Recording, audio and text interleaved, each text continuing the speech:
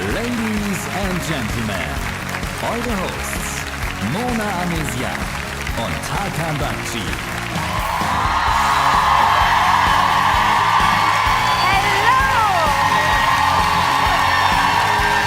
Herzlich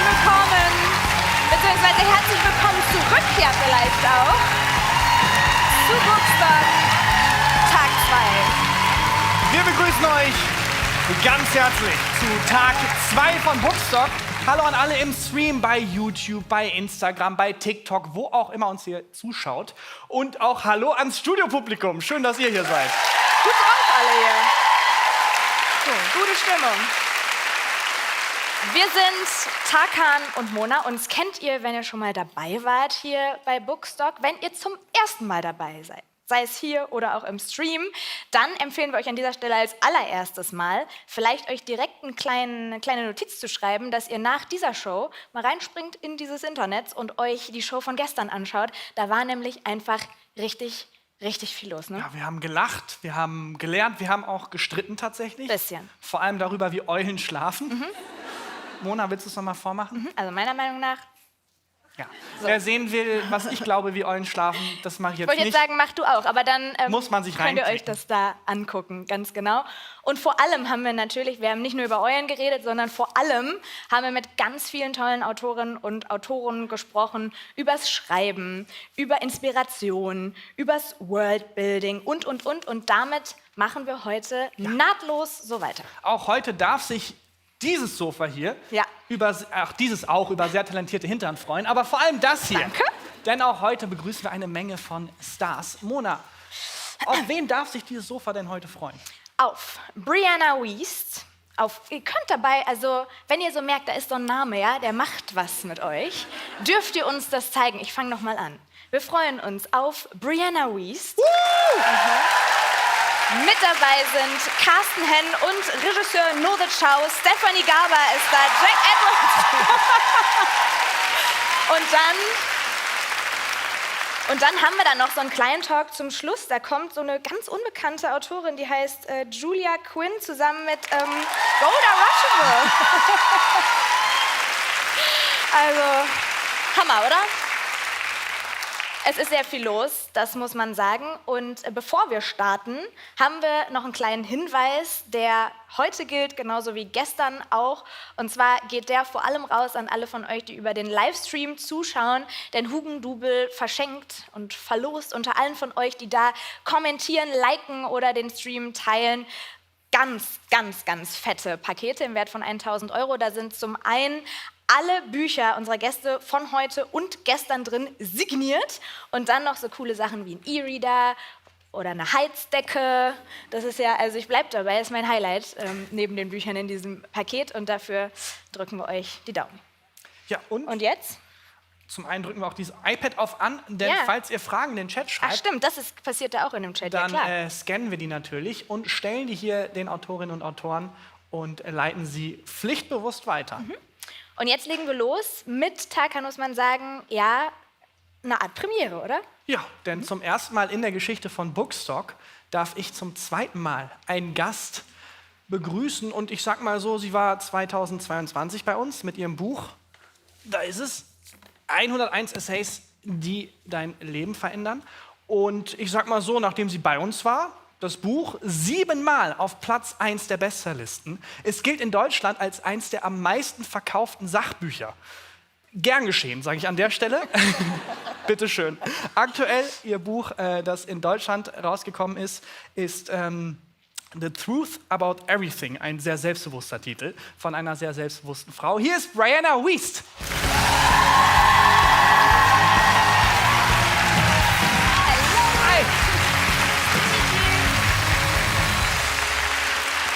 Welcome. Hi, everyone. Wow. Cool to have you here. I'm so happy to be here. This is my second time in Munich, and I'm so happy to be back. Thank you for having me. Thanks for coming. It's so nice to see you again. Last time we spoke, your book, 101 Essays. In English, it's That Changed the Way You Think. In German, we are a little bit more confident. It's That Change... Change your life. Change your life, Change yes. your life, yes. Not only the way you think, but your life. Yeah, the team backstage was trying to see how much of the book I could pronounce. It was not much. Would you like to try it? No, not live, no. All right. Maybe you can move your lips and I can say it. We were talking about that Let's too backstage. do it into the camera. Yeah. On 3, 1, 2, 3. When Honduran essays, Einzelnen- it'll Ach so. change the way you think. That was perfect. All Yeah, right. great. That My worked idea, well. I couldn't communicate it. Never mind. So, how have you been since the last time we spoke? So great and so happy to be back. And Pieper, my publisher in Germany, is the most wonderful team, and I hope to come back next year again. And see, thank you all. Yeah, and I'd like to see you all too. A few more books have come out since the last time I've been back. Yes. The latest one in Germany is The Truth About Everything. Yeah. You wrote it. I don't need to show you. It's Look at this actually book, it's the good. latest one in Germany, but it's a book full of texts that are a little bit older, right? Yeah, so it's actually the first book that I ever wrote. And the funny thing about both of those books is that while I was writing them, I didn't know they would be books. They were just pieces that were online or that I was writing. And we kind of put them together as more like commemorative objects. You know, like if you enjoyed the writing, you could buy a book and have it, in print. So you can imagine my surprise 11 years later. People are buying it? Wow. Yeah, Oh my God. right, yes. So I don't even remember half of what's in there, just to be honest with you. But I'm very glad it's in German now. And you started writing those texts and essays, but they became books later on. Do you remember the moment, or maybe, the moment when you realized, oh, that's kind of touching a lot of people? Do you remember maybe a specific reader feedback that got you to realize how important your work is to a lot of people? I think it happened kind of incrementally. For a lot of authors, I think sometimes a book comes out and there's a lot of attention right away. There's a lot of kind of marketing happening. And I had totally the opposite experience, which is that I wrote these and we kind of put them out, and then, my mom bought 3 copies, and that was kind of it. Mine too. Oh, did you too? And that was it. But then I watched year by year as more and more people would buy books. And then something that's really special to me about, their journey all the way here is that, at the beginning and for, most of my career, I didn't have press or there was nothing really getting the word out. I'm from an independent publisher back in America, and so we didn't even have really a major distribution, right? So they were shared really from person to person. One person would read it and have an experience with it, and then they would tell me they would, buy it for a friend or recommend it. And so year by year, I would kind of watch more and more people message me about a time in their life when something in one of the books spoke to them or encouraged them or supported them. And it was... Are you all right? Someone is dying backstage. Okay. You okay? Do you need advice? I don't know if I can help with that. And then over the years, it kind of eventually hit a kind of pinnacle, I think, 2021. And it was really thanks to TikTok, which I'm not even on. You're not on You're TikTok? not on TikTok. Well, I have an account, but I have 1 video up, literally. But it kind of was popular on there, I guess. And then it was at that point that I think one of my essays in English and The Mountain Is You, it was 2021. I actually remember this because those 2 books were #1 and #2 in 7 countries at once, and I was like, "What is going on?" It was crazy. And then it was really shortly after that they started being translated, and then my whole life changed. And in the latest one in Germany, the texts are, all of your texts are personal, but you talk about your grandmother, for example, or your Catholic upbringing. Was it hard for you to define in your work, especially when you were more famous and more successful, what you want to keep private and what you want to share? Yeah. I was probably more open then, not thinking anyone would read it. That's what I was assuming. But something that I've noticed over the years is that the less I took myself out of the words, even if they were very completely about me, the more other people could put themselves in. And it was almost like I was creating a container. And so it was actually more of like a style choice over time, because I realized, oh, if I'm telling a story about myself, you know, people can maybe resonate with it, relate to it, or even maybe just enjoy it. But when I took the lesson or the meaning and extracted it and shared that, then it was so many people who really could put their own lives into that. And it was a choice that I made years ago, which was to write for the reader and not for myself. And I think, like, as the years have gone on, I don't know, I try to be a little more private about, like, family. And, you know, people are, like, wild out there, you know, you never know. So, I mean, like you're that. not on TikTok, but I got think one video up, so I'm kind of on you TikTok. get it, all right. Yeah. It's still a very, you have to dig deep Yeah. for your texts. Yeah. How do you stay motivated? Like, do you have any writing quirks, something you do to, like, really get that inner voice? Yeah, I've got a lot of writing quirks, if you'd believe that. I have to write every morning or go out of the house every morning, and I'll either take a long drive or a hike or a walk. And that's my meditation time, and that's really when and the origin of that was that before I was doing this, I was a journalist, and my morning assignments would come in, you know, 7:30, 8 a.m., and you have to turn them around really quickly. You have like 15, 20 minutes to get the first story of the day in. And so all of the years of doing that was a gift, because it helped me really work that muscle of not overthinking or getting in my own way before I could start writing. I would just kind of have to get up and just go. And so I feel like over the years of that muscle strengthening, I just now do that with, you know, whatever's in my heart, on my mind.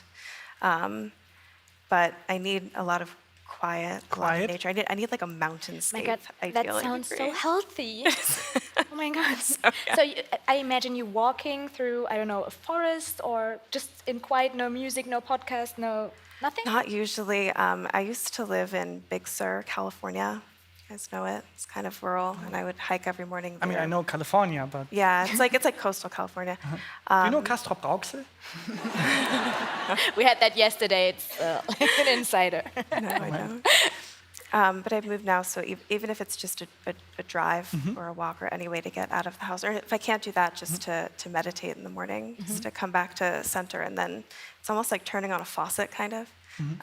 Just the ideas just come in. And do you feel energized after writing, or do you feel the Yeah. opposite? to a point, I'm really excited and energized for like the first like 2 hours. By hour 5 or 6, I'm like miserable.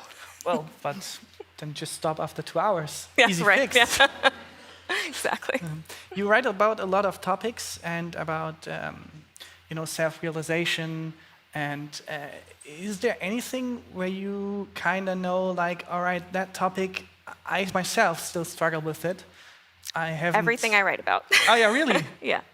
I always say this, which is that to me, when I think about healing, I never think of it as, we get to a place where like everything is perfect, because I think that would be just lifeless. I think you wouldn't be human anymore.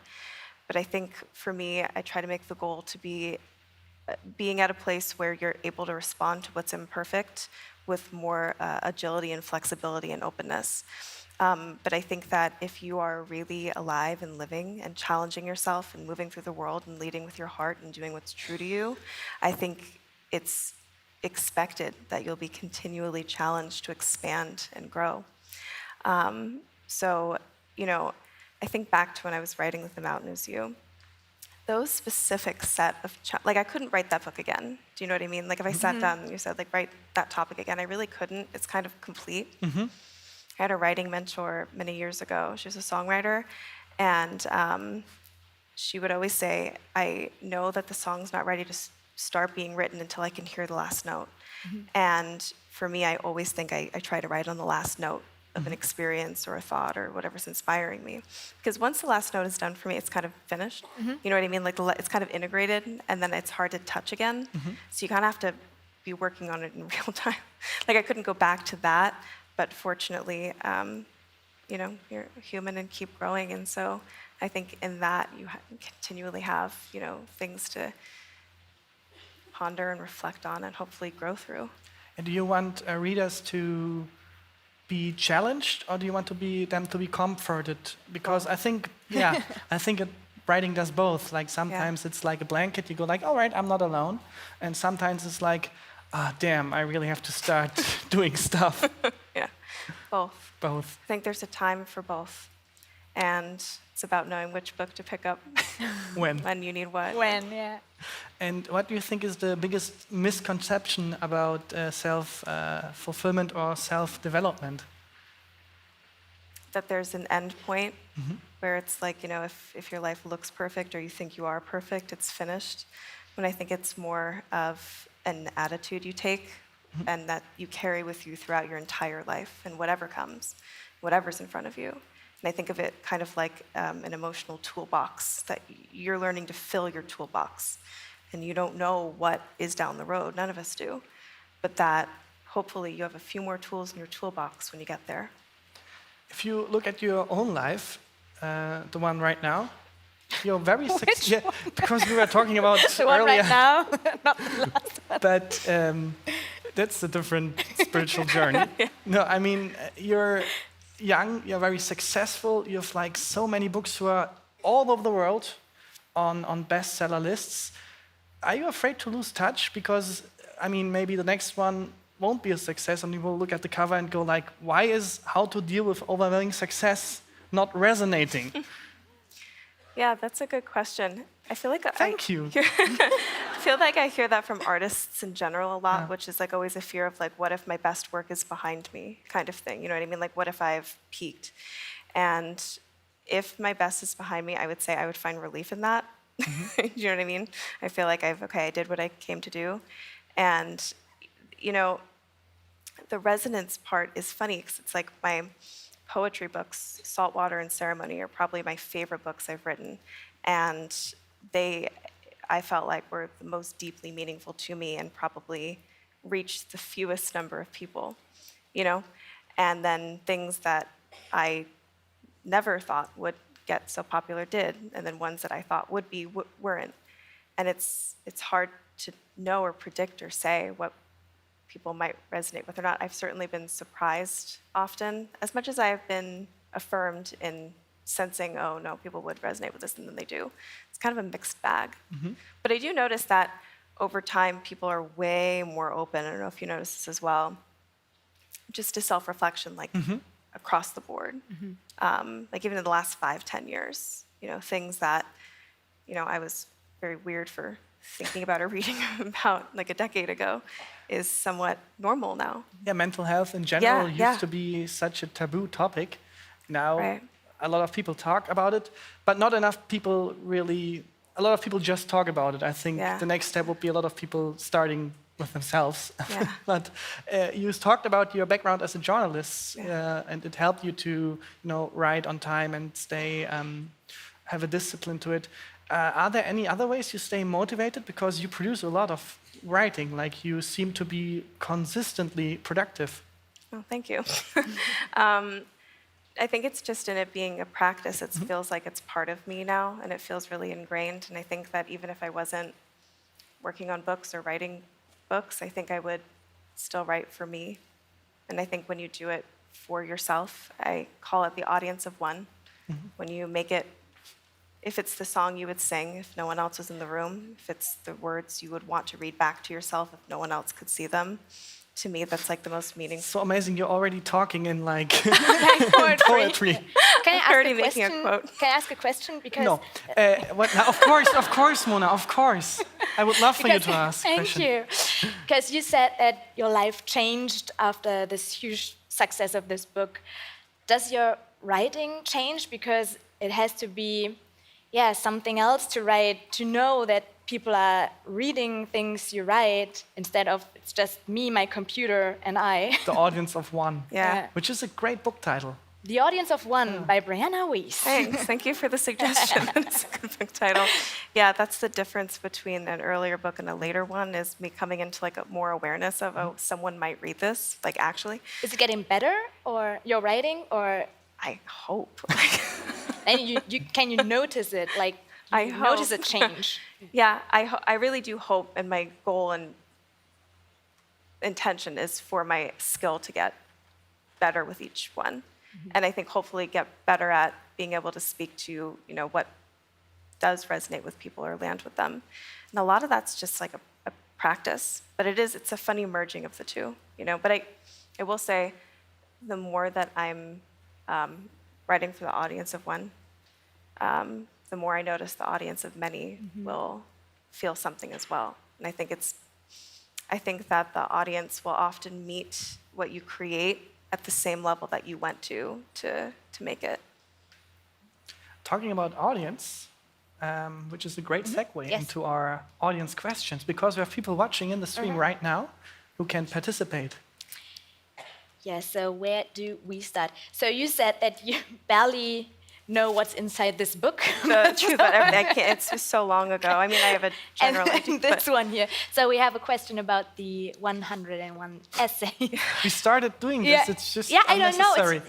Because from here, from the back side, they look very similar. But yeah, we're talking about this one. Somebody's asking, what's your favorite essay in this book? Good question.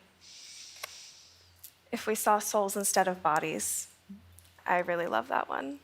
And I wrote that, I was pretty young, but it was kind of this first, moment of me really meditating on, like, if none of us could see anything physical, we couldn't know, what we do for work or anything like that, who would you love and what would you think is beautiful? And it's something I try to keep close to my heart, that sentiment. So cool. It's like a kind of diary you have it's for exactly the what rest it is. of your life. Yeah. So I'm thinking of you as a, 70-year-old woman, and then you have a staple of books will be like this, and then you're grabbing the last one down here, this one maybe, and you read about your younger self. That must be so cool. Yeah. And you earn money with it. That's cool as well. Okay, so does writer's block happen to you when you're writing, and how do you handle it? Another great question, and I have strong opinions on writer's block. I think when you know what you are trying to say and you're kind of clear on not only just your main point, but your points beneath it, and you write it in a way that is not too far removed from the way that you would naturally think or speak, even if you go back later and edit it, I think it's hard to even have writer's block in the same way that you wouldn't have speaker's block if you were just sitting down and speaking about a topic that you felt strongly about or you were interested in that moment. So I try to bring it back to that centered place. And when I do run into writer's block, that's always my cue to hit the pause button. Because to me, that's my cue that I'm not clear about something. I don't know what I'm trying to say yet. I don't know what my point is, or I don't know how I'm trying to say it. So that's always my cue to take a step back, go back inward, and figure that out first. And then by the time it goes to the page or computer or whatever, I find it happens quite fast. And that I've said this, the process of writing a book, the amount of time you sit actually typing, that's really not it's all the time before that, you know what I mean, that you're, accumulating like the thoughts and the sentiments that go into it. That's really and then you just kind of put it down on paper. Everything you say sounds so clear. Really? Please tell me you have crises sometimes. Yes, okay, of course. No, it's cool. It's very cool to hear how clear you are with everything you do. And thank you. Yeah, I hope there will be a lot more to hear and to read from you. Looking into the future, we met 2 years ago. If we meet in 2 years again in Bookstock 2026, live from the Olympiastadion München, what do you wish for future for your future self? Well, I don't know if we're getting to this. I don't want to go too fast, but I have a new book coming out next year. Tell us more. Oh. So I hope We have a lot of time left. Okay. 11 seconds, but you can extend it feel free. Okay. Well, I hope we're talking about that. 102 essays that will change the way you No, think. but that's such a good book title too. I should have came up with that. No, but I'm out of time, but my parting words you would be, take all the time you need. We have. I've been wanting to write this book since I was 19. Oh. And I've always heard if there's a book out there that you want to read and you can't find, it's the one you're meant to write. And this is what I have been wanting to have since I was a teenager. And I literally was getting the copy edited manuscript back today. Like it's we're that in progress with it. but basically it's kind of like, if I could describe it, almost like an encyclopedia of emotion or experience. So you'd open to the table of contents and say, read this when your heart is breaking, read this when you've lost a friend. So clever. Yeah, because I would always think when I was in my late teens, God, I wish there was just a book that I could open up and look through and go back in and like page 28. This is how some supportive words to get through whatever that experience is. That's very clever. Do you have the title yet, or you can't tease it? I do. You do? I don't know if I'm allowed. You want to hear the title? Well, we're out of time. I'm so sorry. No.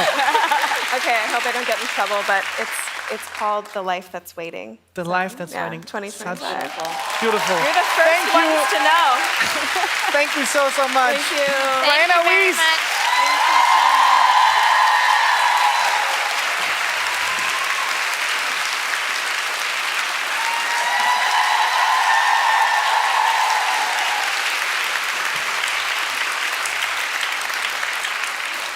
Ich bin ja schon jemand, der nicht so schnell nervös wird, ne? Aber bei so viel Ruhe, innerer Ruhe. Und ich weiß noch, dasselbe hast du gesagt bei dem ersten Interview, das ihr geführt habt. Also ich habe mich nicht improved in den 2 Jahren. Nee, ist doch auch was Schönes, Ja, wenn man sich noch mal spürt. Ja, das klang falsch. Nein, im Sinne von Emotionen sind immer gut. So, Tarkan, ich will wissen von dir. Ja. Und eigentlich auch von euch, also könnt ihr ja für euch alle auch mal beantworten im Kopf. Würdest du lieber in einer Buchhandlung arbeiten oder in einem Kino? Ich habe tatsächlich mal in einer Buchhandlung gearbeitet. An der Stelle liebe Grüße nach Steinhagen an die Buchhandlung Kolibri und dickes Sorry nochmal. Warum? Was hast du gemacht? Ich habe alle Bücher mitgehen lassen. Euer Bestsellertisch war leer danach. Ich habe da einfach gelesen. Ich hatte 2 Wochen Schülerpraktikum und dachte, ja, was sollen die machen? Mich rausschmeißen? Und das war eine sehr entspannte Zeit. Das würde ich gerne noch mal machen. Aber ich glaube, ich würde zum Kino tendieren, weil ich das noch nicht gemacht habe. Okay, was Neues.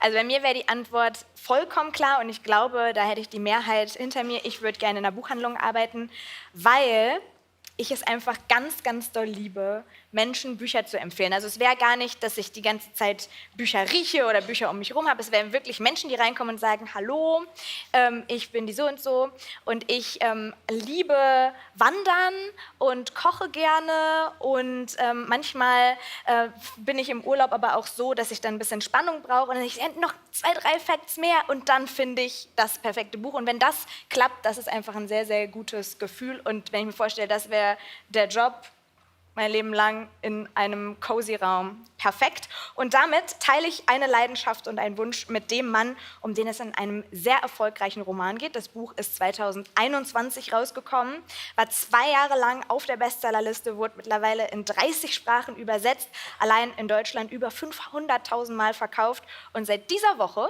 gibt es dazu den Film in den Kinos. Wir gucken mal rein. Mr. Darcy, ihm bringe ich jeden Tag ein Buch. Wow, der liest aber viel. Aber warum muss er nicht zur Arbeit? Er ist ein wichtiger Kunde, also sei brav. Dann muss das Haus ja voller Bücher sein. Ich wünsche Ihnen einen schönen guten Tag. Oh, da war die Tür zu. Das war ein Stückchen aus Der Buchspazierer. Und wir begrüßen jetzt den Autor des Buches und den Regisseur des Films und sagen herzlich willkommen, Carsten Henn und Norde Ciao.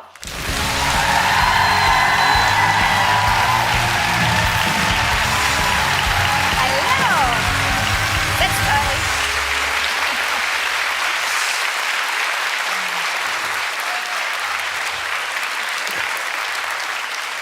Hallo. Schön, dass ihr da seid. Schön, dass ihr da seid. Genau. Und dann so kurz nach Kinostart. Ist ja wirklich ganz frisch da, dieser Film. Wie ist die Stimmung? So, insgesamt? Sehr gut ist die Stimmung. Ja? Ja, wir sind wirklich sehr happy, weil wir sind erfolgreich gestartet, aber es liegt ja noch ein Wochenende vor uns. Ja, das ist immer das Wichtigste, ne? So das erste Wochenende nach Start. Wie sehr guckt ihr dann auch wirklich auf Zahlen und so? Oder habt ihr so ein Reporting auf dem Handy und könnt die ganze Zeit live tickern und gucken? Oder ist das, da muss man dann da auch irgendwie ein bisschen loslassen? Ich meine, das geht jetzt vor allem an dich, weil du hattest das ja noch Ich krieg das eh nicht mit. Nee. Wir flüstern es ihm dann immer so. Ja, genau. Aber nee, wir sind schon aufgeregt. Das ist, glaube ich, grundsätzlich für Kino ganz wichtig, dass wir natürlich auch Kinofilme machen, die man sehen möchte. Und daher ist es schon uns ein sehr großes Anliegen, dass der Film auch gesehen wird, weil er einfach auch sehr toll geworden ist. Das finde ich auch, tatsächlich. Ich habe ihn sehr gerne gesehen. Das war so cool. Wir haben den ja vorweg sehen dürfen. Und es war so ein geheimer Link. Und ich habe mich gefühlt wie der coolste Mensch der Welt. Kino in meinem Wohnzimmer. Aber natürlich ist es nochmal, und ich werde ihn mir auf jeden Fall nochmal im Kino ansehen, weil es ist ja tatsächlich ein Film, man merkt das, der ist total für die große Leinwand auch gemacht. Ja, also ich glaube, da wirkt er nochmal ganz, ganz anders. Carsten, du hast ja jetzt dieses Buch hier und den Film, wenn du mal diese beiden Release-Tage vergleichst. Was war anders jetzt beim Release vom Film als beim Buchrelease? Also der Filmrelease war eigentlich noch aufregender, weil wir hatten die Weltpremiere in Essen in der Lichtburg. Oh, und tolles Kino. Das ist der größte Kinosaal Europas in Deutschland. Ich kannte den nicht. Und das ist so ein tolles, altes Kino mit einer großen Empore und 1500 Leute.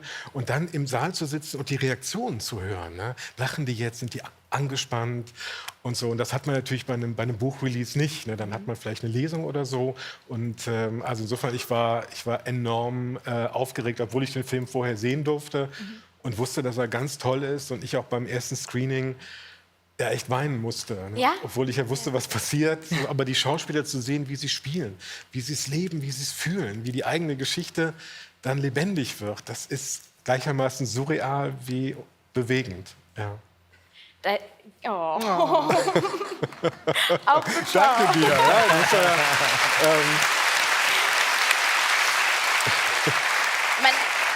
Man merkt aber voll, also ihr seht euch auch heute nicht zum ersten Mal, ne? Also ihr habt schon vorhin in den Proben und so hat man sofort gemerkt, ihr habt auch eine Dynamik zusammen, ihr zwei.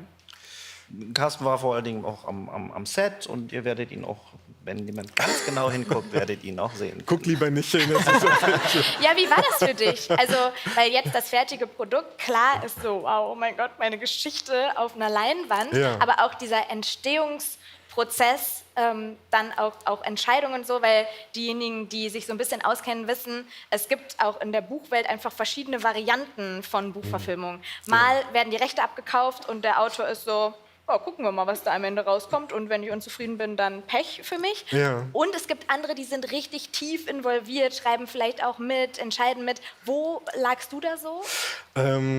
Es war eher so, dass ich der Produktionsfirma vertraut habe. Also es gab dieses Gespräch, wo ich den Eindruck hatte, sie wissen, worum es mir geht.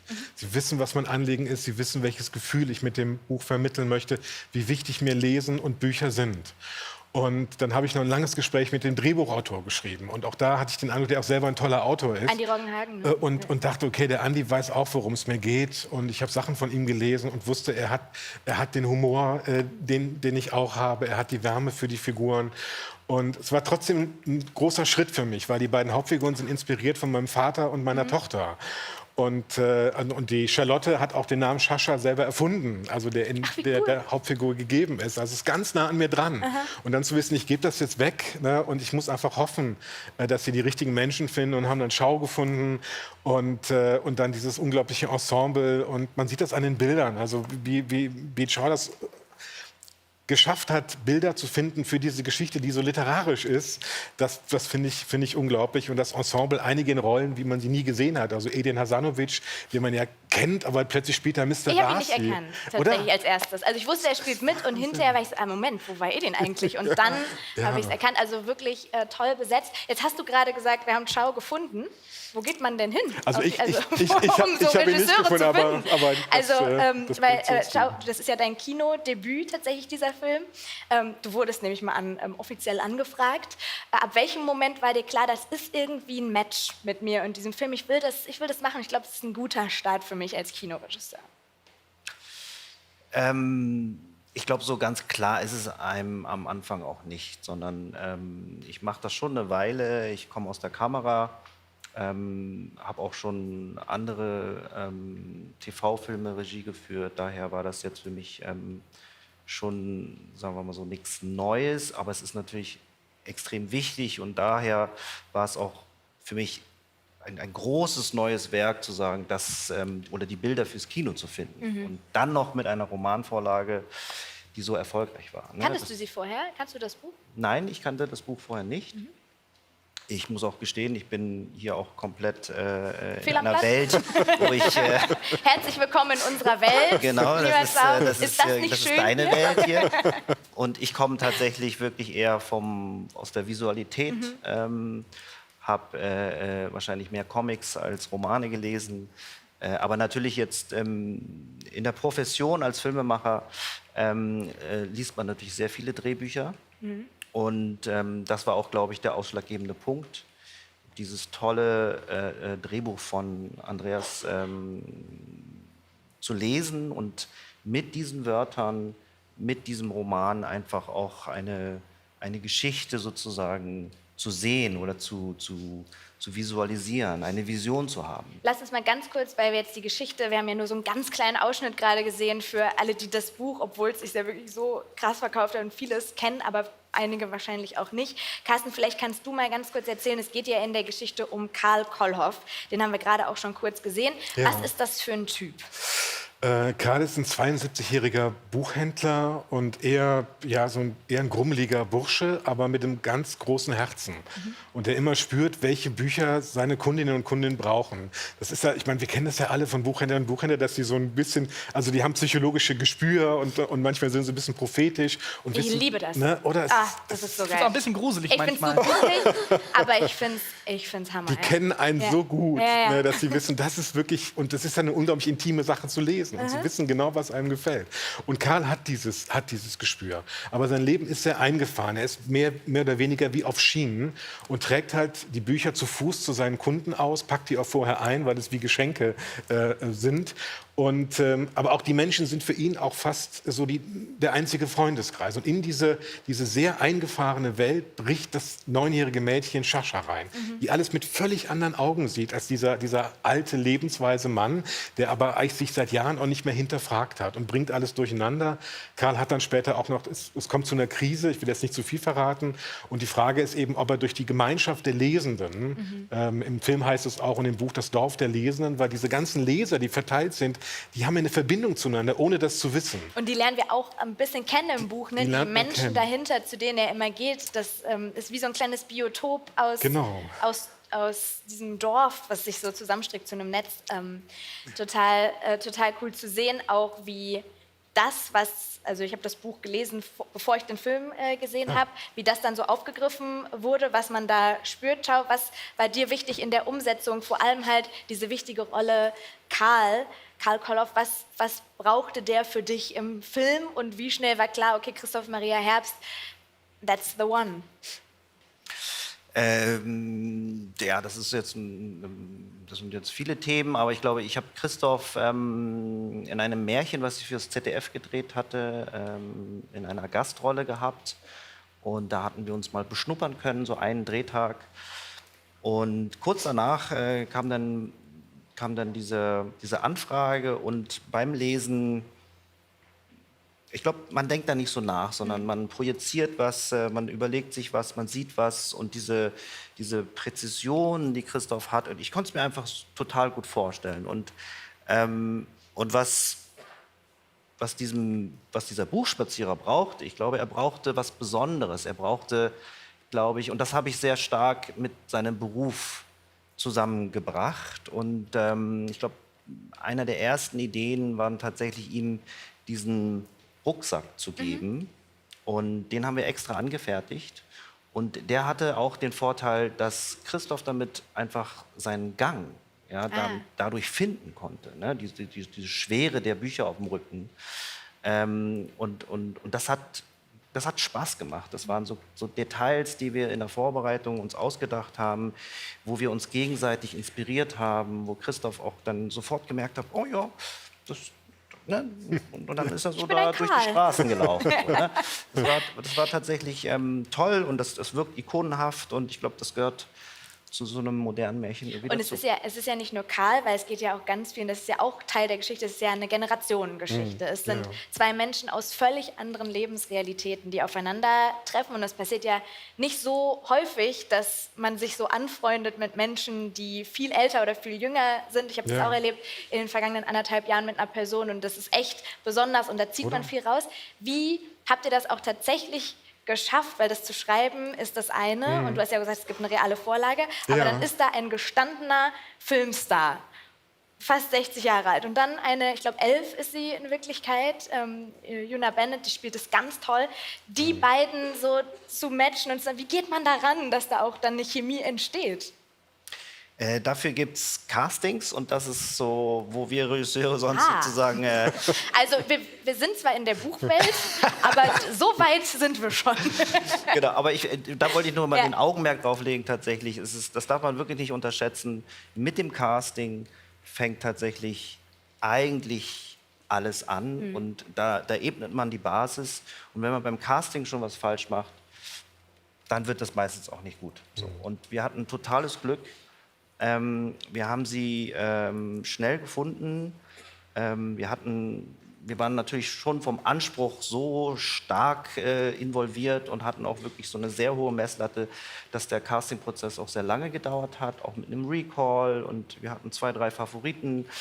Aber am Ende war es uns relativ klar, dass sie es ist. Und sie hat genau diese Energie da reingebracht, diese Verspieltheit, diese Naivität, wo es mir sehr wichtig war, tatsächlich jung und alt in der Kommunikation zusammenzubringen.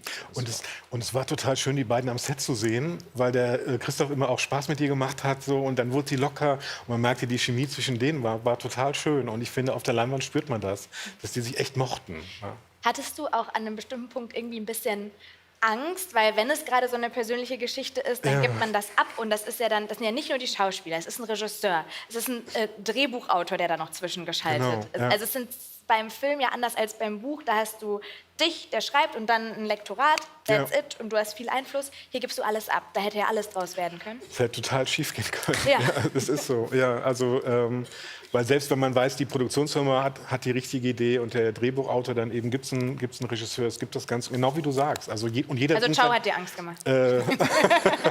Nee, gar nicht. Nee, ich habe mir dann bei Ciao direkt Arbeiten angeguckt und dachte, nee, irgendwie optisch super, aber auch die Schauspielführung, das wirkte einfach auf mich total überzeugend. Aber ich habe Angst gehabt, klar. Also ich habe wirklich Sorge gehabt. Weil dann gehen vielleicht Menschen ins Kino und denken, der Film ist aber nicht gut, dann ist das Buch auch doof. Ne? Und du hängst ja mit drin. Ne? Wobei das Buch hatte ja schon seinen Erfolg. So, das stimmt, ne? genau. Ja. Aber man wünscht sich natürlich immer als Autor, dass ganz viele Menschen den Weg zu einem Buch finden und so. Und insofern ist das ein großes Risiko auch. Und ich habe einfach nach dem Bauch entschieden. Ich hatte das Gefühl, nee, das wird stimmen. Und ich habe einfach Glück gehabt. Ich bin einer von den glücklichen Autoren. Wir kennen alle die Horrorstories, ne, von Verfilmungen, die total daneben gegangen sind. Und es hätte passieren können und es ist überhaupt nicht passiert. Aber dank Ihnen. Aber kriegst du das noch hin oder war das für dich auch vielleicht ein Risiko, dann zu denken, shit, wenn ich jetzt dann einmal Christoph Maria Herbst in dieser Rolle gesehen habe, ich kriege meinen Karl Kollhoff nicht mehr in mein Gedächtnis, sondern der Film überlagert das, was mal da war. Nee, die Sorge hatte ich nicht. Aber Christoph ist jetzt auch tatsächlich für mich, er ist jetzt da. Und für mich war es eben auch, als ich am Set war, ich hatte ihn mittags kennengelernt beim Essen und da war er Christoph Maria Herbst. Zwar im Kostüm, aber es war Christoph Maria Herbst. Und dann sind wir rübergegangen zum Set, die Klappe fiel. Und wie Schauser eben gesagt hat, seine Körperhaltung änderte sich, seine Mimik änderte sich, seine Stimme änderte sich. Im Film nennen wir das Schauspiel. Sein Gang, genau. Und das aber dann, weißt du, so zu sehen. Ne? Und wie dieser Mensch, den du schon in so vielen Rollen gesehen hast, plötzlich zu jemand anderem wird. Und ich dachte, du bist mein Buchspazierer. Doch, du bist mein Buchspazierer. Ne? Obwohl du so viel jünger bist. Und obwohl die Figur eben an meinen Vater angelehnt ist jetzt Christoph auch ein Teil des Buchspazierers. Toll. Ich sehe, das iPad bewegt wir haben leider sich. nicht mehr so viel Zeit, aber 2 Fragen würde ich euch gerne stellen. Und zwar haben wir eben über die vielen verschiedenen Figuren geredet. Eine dargestellt durch Edin Hasanovic mit Koteletten, was ihn komplett verändert hat. Habt ihr jeweils eine Lieblingsfigur aus der Welt? Fangen wir vielleicht bei dir an. Aus dem Film jetzt meinst du? So wie du es magst. Das hat der Mensch im Chat hier nicht spezifiziert. Okay. Selber schuld. Ja. Da kannst du das ganze Universum Ich nehmen. mag tatsächlich Frau Langstrumpf sehr, die gespielt wird von der großartigen Maren Kreumann, ist eine ehemalige Grundschullehrerin, die in Büchern immer nach Rechtschreibfehlern sucht. Und wir alle wissen, in allen Büchern gibt es Rechtschreibfehler. Wenn ich ein Buch schreibe und ich kriege das Belegexemplar, ich finde sofort einen Rechtschreibfehler. Und sie ruft dem Karl dann immer diese Rechtschreibfehler entgegen und er muss sich einen Lexikon-Eintrag dazu ausdenken. Und das finde ich eine ganz zauberhafte Szene und ich mag diese Figur unglaublich gerne. Ciao, hast du eine Lieblingsfigur? Das wäre nicht gut, das zu unterscheiden. Das kann ich meinem Ensemble nicht antun, weil die waren wirklich ganz, ganz grandios. Natürlich sind Das ist alle, die haben wir alle diplomatische gleich Antwort. gern. Ich kann Aber wenn du natürlich- dich nur aufs Buch beziehst. Ich glaube, was sehr besonders für mich tatsächlich war, weil wir haben natürlich auf der positiven Seite die entrückten Menschen gezeigt, die alle hinter der Tür ein Buch erwarten. Aber es gibt auch noch den sogenannten Antagonisten, die Buchhändlerin. Und Nicole Carsten hat das so toll gespielt. Ich liebe sie in dieser Rolle und die müsst ihr euch unbedingt anschauen. Ja, man mag sie einfach nicht und genau das war ja das Ziel. Und das ist, also, ich würde das gerne nur ganz kurz anschneiden, weil es wird später heute im Laufe des Abends auch nochmal Thema sein, so dieses, wo geht es hin mit der Buchwelt? Das ist ja was auch ein Thema ist im Buch und es wird ja sehr, sehr schwarz gezeichnet, so Buchhandlungen sind irgendwann nur noch effizient, da ist kein Herz mehr drin und irgendwie auch nur noch digital. Carsten, du hast das ja durchdacht, es ist ja aus dir heraus auch entstanden im Film, glaube ich, noch mal ein bisschen überzeichneter als im Buch. Ja. Wie viel Hoffnung oder mit wie viel guten Gefühlen guckst du in die Zukunft der Buchwelt? Ich frag's mal auf die positive an. Ich bin ganz optimistisch. Ja. Ich glaube, das, was Bücher leisten können, kann kein anderes Medium leisten. Also dieser Moment, dass wir immer Bücher mitschreiben. Wenn da steht, die Figur sei ein gelbes Haus, dann siehst du ein anderes gelbes Haus als ich. Das heißt, du machst diesen Film in deinem Kopf mit. Und das ist die besondere Magie. Und auch, dass wir Stellen wiederlesen können. Diese ganzen Besonderheiten, die Bücher haben, dass wir es anpacken können. Ich bin ein total haptischer Mensch und sehr, sehr analog auch. Und ich glaube, das wird immer mit uns in Beziehung stehen. Ne? Wir sind analoge Menschen, wir brauchen was zum Anpacken. Und diese besondere Kraft von Geschichten, die es schon so lange gibt, diese über Jahrtausende, die wird nie weggehen. Also ich glaube, das Lesen und Bücher werden niemals verschwinden. Selbst wenn ich in 10.000 Jahren, ich kann es mir nicht vorstellen.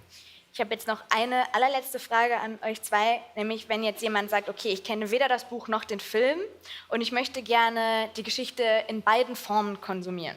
Safe. So. Womit anfangen? Buch oder Film? Okay, ich zähle bis 3 und dann sagt ihr es beide gleichzeitig, Buch oder Film, okay? Okay. 1, 2, 3. Film. Buch. Sehr gut. Carsten Henn und Hugendubel-Kanal. Vielen Dank.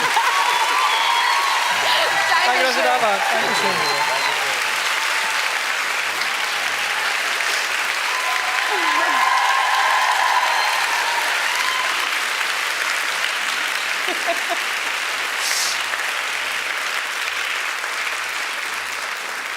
Also ich hab ja beides konsumiert und ich würde sagen Buch, aber müsst ihr jetzt gucken, auf wen ihr hört. So, wir haben tatsächlich vor ein paar Wochen, haben wir gestern schon erzählt, hatten wir einen so einen Treffentag und ich, da haben wir uns zusammengesetzt und mal so ein bisschen über Eulen gestritten. Über Eulen gestritten, genau, das war gestern. Aber das war ja nicht das Einzige, bei dem wir so ein bisschen hängen geblieben sind. Weil ich weiß nicht, wie wir drauf gekommen sind, aber es ging irgendwann um Takans Arme. Ihr seht diesen Bizeps, der entsteht. Ich dachte, es kann nicht unangenehmer werden als bei den Eulen. Takan geht pumpen, sagen wir es, wie es ist. Und dabei hört er, sag du's, was hörst du, wenn du auf der Hantelbank liegst und 150 Kilo stemmst? Aktuell höre ich, also es gibt ja Leute, die dann nach vorne gepusht werden müssen mit so Techno-Beats. Viele. Im Fitnessstudio selbst läuft dann auch immer so komisches Zeug. Ich höre tatsächlich aktuell Game of Thrones, das Hörbuch. Also während ich da meine 1000 Kilo pushe, ja, ich bin leider durch, deswegen war ich schon lange nicht mehr im Fitnessstudio. Aber ich warum? brauche einfach die Erzählerstimme, die mir was über die Targaryens erzählt oder so. Und warum motiviert dich das? Also Fantasy entführt einen ja in andere Welten und das ist sehr gut, weil ich möchte nicht im Fitnessstudio sein. Das ist toll. Good Bin ich point. woanders. Und es ist natürlich toll, wenn man sich in Geschichten verliert, dann dann geht es einfacher, weil ich dann gar nicht mehr merke, dass ich gerade Sport mache. Dann kämpfe ich halt gerade an der Seite von Daenerys oder Jon Snow. Und Du Fuchs. Ja, das ist Du ganz kleiner schön smart. Hanselfuchs, ey. Ja, aber jetzt seit irgendwie einem Monat war ich nicht mehr beim Sport. Alles nur, weil das Hörbuch vorbei ist. Also, und jetzt? Was kommt jetzt? Ja, das ist nicht so schlimm, weil es gibt ja Nachschub. Es gibt ja noch weitere Fantasy-Reihen. Und die nächste Autorin, die gleich kommt, die kann mir vielleicht dabei helfen, dass mein Bizeps wieder wächst. Da freut sie sich bestimmt. Ihre Caravel-Reihe, die hat weltweit Menschen begeistert. Und mit Once Upon a Broken Heart, Ich bin die heute haben wir nicht so auch beide da, reaktionsschnell, tatsächlich. ja, baut sie ihr märchenhaftes Universum noch weiter aus und hilft mir dann wahrscheinlich beim Sport. Hier ist Stephanie Garber.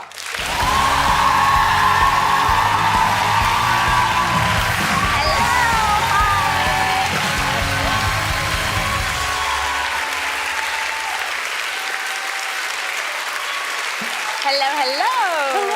Hey. So I just mentioned, I don't know, it's Once Upon a Broken Heart. Okay, we don't have Caravel here, but it's the first book that came out. It's been a long time since it came out, but it has been kind of rediscovered by TikTok and Bookstock. How did that second wave of love feel? Oh my gosh, amazing. I don't know how it happened. I'm looking around because I feel like if you've read it recently, I'm really thankful for you all. But it felt amazing. I think the Caraval is like, you're not supposed to have favorites, but like that book has such like a special place in my heart, and I love that series and those characters, and so it's been really, really like delightful, and I'm constantly surprised that people are still reading it. I think a lot of people are here right now who have read it more than once. And when you started that book, or even after you finished it, how much of the overall world did you have in mind already? Because it's the first is very focused on Caravel. That's a great question. So it was my first book that I'd published, and okay, so actually I wrote it as a standalone. Like I didn't know that it would ever sell, and at that time, everyone said you want to write a standalone with series potential, which I think is just terrible advice, because then you're kind of like trying to go between two worlds. So I just put everything into Caraval, and I didn't really plan for future books. And so I didn't know anything else, which is, I approached the Broken Heart series differently. Like when I went into that series, I was like, okay, I'm planning this whole thing out. This is when I'm gonna like destroy readers right here at this moment in time. Like this is the backstory. These are all the awful things that'll happen, which made it a much easier series to write than Caraval. Let's jump into that series. No, let's stay with Caraval for a second. Because I think it's a very special kind of world. It feels like, in German we say Wanderzirkus. I don't know, it's like a theater, like a circus. How did you go about creating that world, and what inspired you? Okay, so I grew up in California, and I loved going to Disneyland. I don't know if any of y'all have been to any of the Disneylands, but I loved going. But I was always a little disappointed because I always, I'd get on Pirates of the Caribbean, and I really wanted the pirates to like attack the boat and take me onto the ship. I really wanted to get off and get the treasure and like go in one of the like pretty dresses. And none of those things ever happened. I have yet to be kidnapped by a pirate. And so I kind of, from that idea, thought like, how much more fun would it be if there was like a group of traveling performers, and they came to a town, and you didn't know who was part of the performance and who wasn't, and they brought you in. So it wasn't like you were just watching the performance, but you were participating in it. Because I think I always wanted to be a part of, any movie or show or, theme park that I went to. And so that was where the idea came, because I was like, I want to participate in the magic. So you actually wanted to experience Yes. So are there any plans for like the Caravel world? Like in real life? Maybe, yeah. No, but that's a great idea. Well, we can get in touch. Yeah, and like this festival's pretty impressive. Maybe Bookstock could put it on next year. That would be so great. Right? That would be very nice. I mean, then all of y'all would walk out, and you wouldn't know like who you're meeting, if they're a real person or an actor. Maybe I'm a pirate. You could be a pirate. About to kidnap you. Yes, he could, That right? would be amazing. A pirate with a huge biceps. Carsten. Thank you very much. I love that. If I go missing after this, y'all know what happened. Now let's jump into Once Upon a Broken Heart. It's a new series, just as you said. It's but the same universe. How much are those two connected in your head, or did you kind of try to keep them separate, but then it kind of happened to? I mean, some characters. I don't want to spoil anything, but. No, that's a great question, and you worded it really well. So I knew, for those of you who've read my first series, there was a character in it.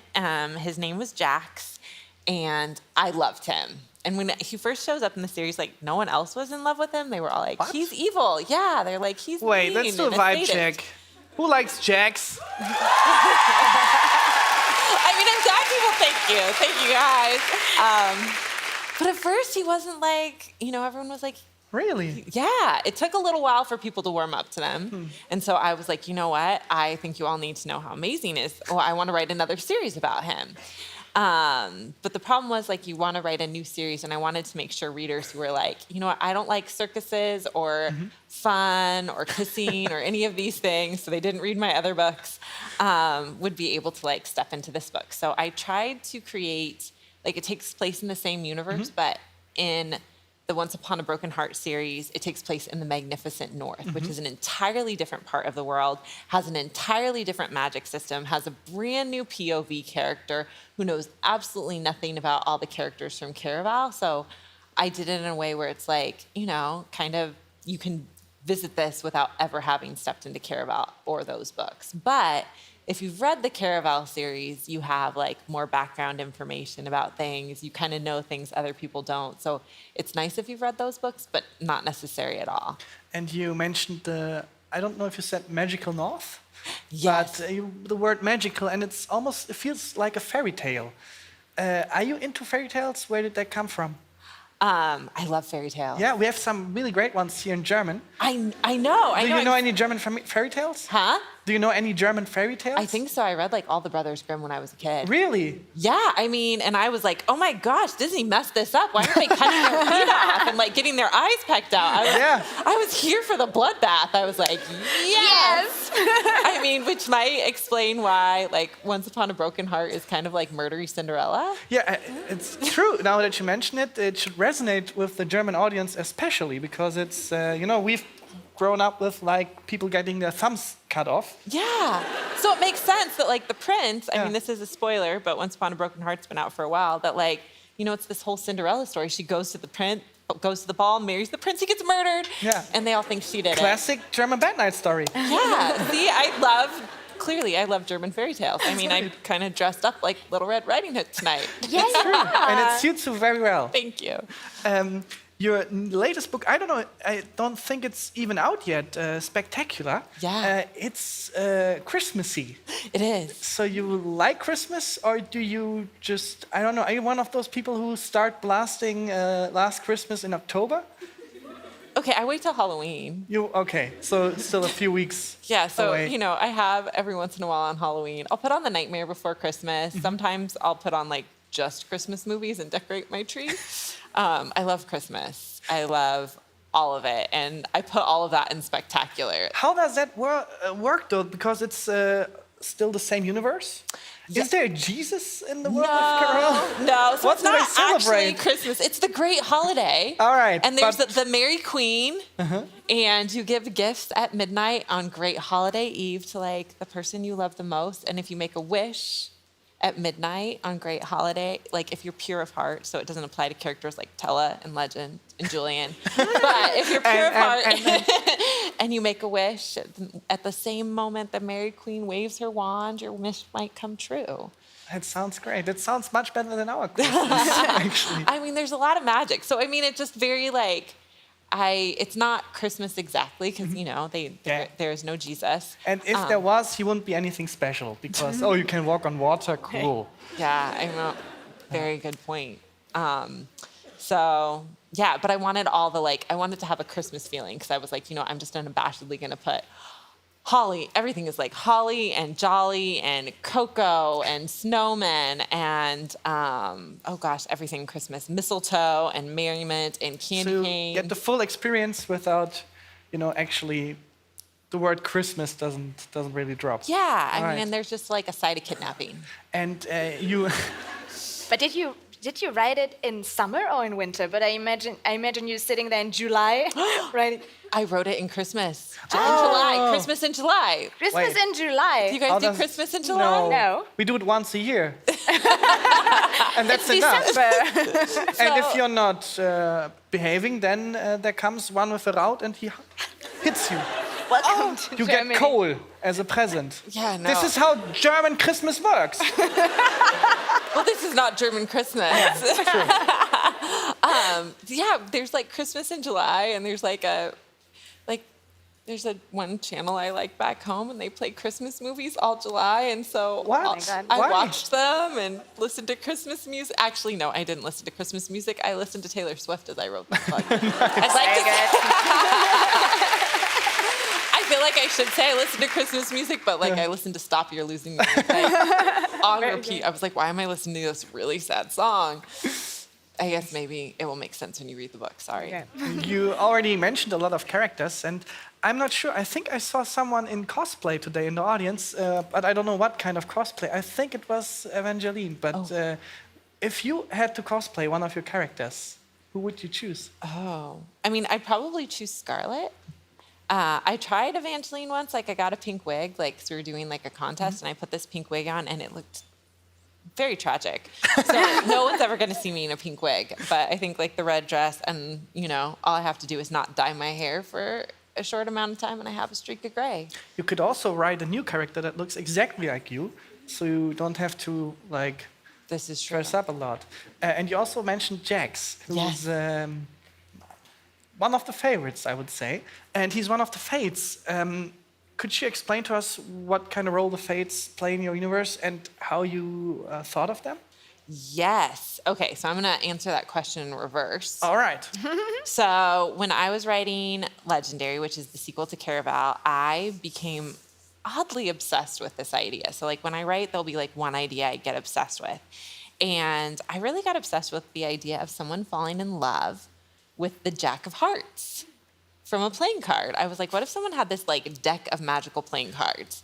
And then it was like this Jack of Hearts who started talking to her. And she's like this lonely girl, and she's like up in a tower. I think she was like, in my head, she, was all alone. And this Jack of Hearts, every time she'd play cards, he would tell her that he loved her. And in all form of cards, I'm gonna sound weird, but those are attractive people on these cards. Yeah, right? Like there's not one single unattractive Not card always, deck. not always. Sometimes they look scary. Really? Oh, No. yeah. Sometimes. Sometimes. Weird a little. Yeah, But they are the handsome card decks, yeah. Yeah, but like the Jack of Hearts is like the younger one. Yeah. So Yeah. he's like hotter The than cool the kid. guy on the card deck, yeah. Yeah, and so I had this idea of what if he's telling this girl, like, actually, I'm a person and I've been cursed and you can save me. Like, just get me out of the cards. And I just became obsessed with that thought. And then I thought, like, oh, she gets him out of the cards and then he kills her. And he's like, and then I just kind of went from there. And so in the first draft of Legendary, that's actually the case. Like, he was not the Prince of Hearts, he was the Jack of Hearts, and his best friend was Deuce. And he also had a henchman named Eight. And That's so great. I'm glad you think so. It didn't really work in the book. So I turned them into fates. Because I was like, what if instead of like numbers, it was kind of more like they were all these magical beings, kind of like Greek gods. So they were all these different magical characters who were evil. So if you ever get a deck of Destiny, please do not use it to tell your future. It will be bad, which is why I do not sell them. And so that was kind of where it came from, because I wanted to have like it. I thought it would be more interesting instead of just a regular deck of cards if they were all these like evil immortals trapped inside the cards. Before we jump to the chat questions, one last question about the book cover of Spectacular. Oh, shoot. Yeah, you mentioned, Yeah, you mentioned it's a mentioned it. mystery, but you didn't say what the mystery part was about the book cover. You did it backstage, and I said, no, Maurice, I won't mention it live. But just like a lot of your characters, I lied. Oh, you did. You did lie. Okay, so I'm not supposed to be saying this. Well, I actually, love no that one told me the I'm not supposed to be situation saying it. I happens just so feel like much I today. shouldn't. Okay, so the other day, I got my books, my like U.S. editions of Spectacular, and I was like, this isn't the cover. This is the wrong cover. This isn't the cover we shared. Like, and I don't know that anyone would notice it, but now they will because there's a room of 500 of you. And it was missing all the glitter and all the sparkles. Oh, so it was that design, but sparkly. Okay. No, actually. So this one has like the glitter and sparkles, but it's really funny because the original design had more glitter. It was like more glitter and more sparkles. So it was somehow like the German edition was like, no, don't take the sparkles. Like, whoever was taking the sparkles, it's like they took half of them. So I don't know where that cover came from. It's like a mystery cover. It's like a mystery cover, yeah, because at least it has some sparkles. Yeah, but somebody took away the sparkles. Someone took away. Someone is running around It's with like inside the book. pockets full of It's sparkles. in the story. Yes, I hope so. I hope so. Maybe it is because I'm like someone.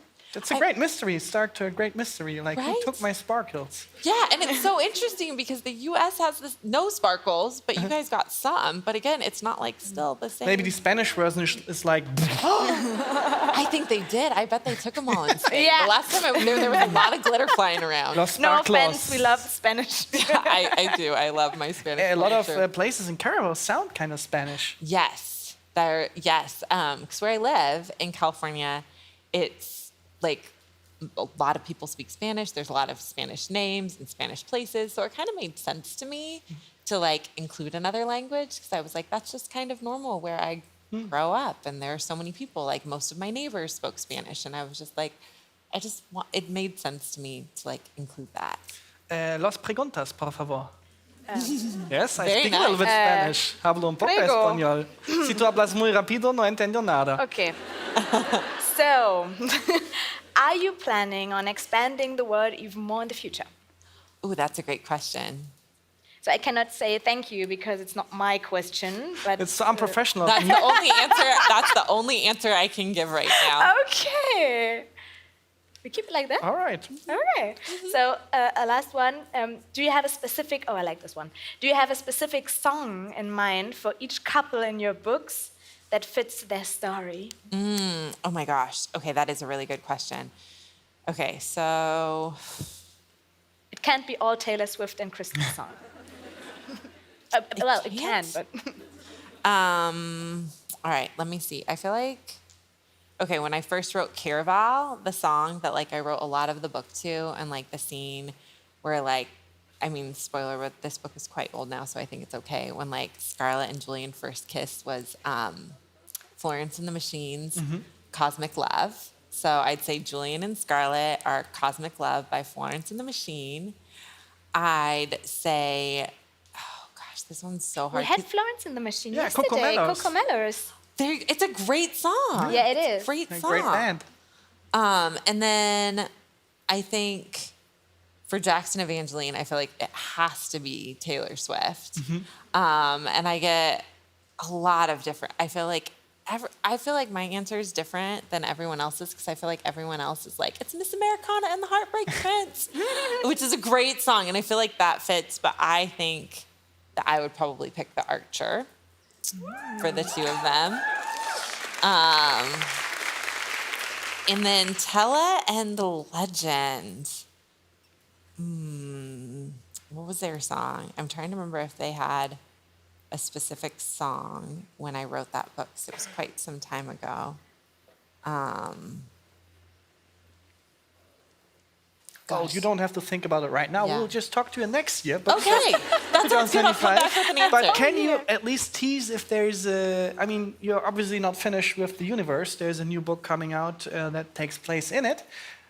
Can we hope for a new series?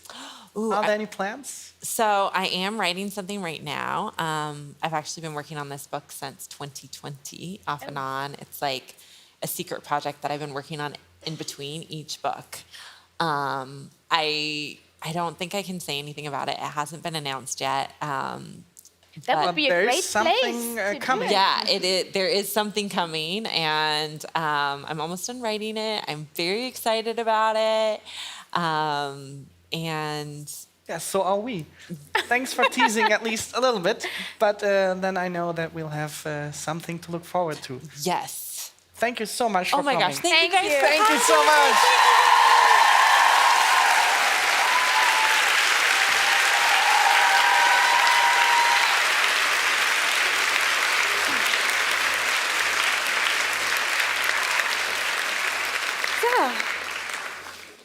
Wir kommen zu Begriffen, die uns allen was sagen. Wir kommen zu Booktube, Bookstagram und Booktalk. Das sind Ecken im Internet. Ich sehe euch schon alle, ihr wisst, wohin ich hier strebe. Es sind Ecken im Internet, die kennen wir alle gut. Ich tummel mich da.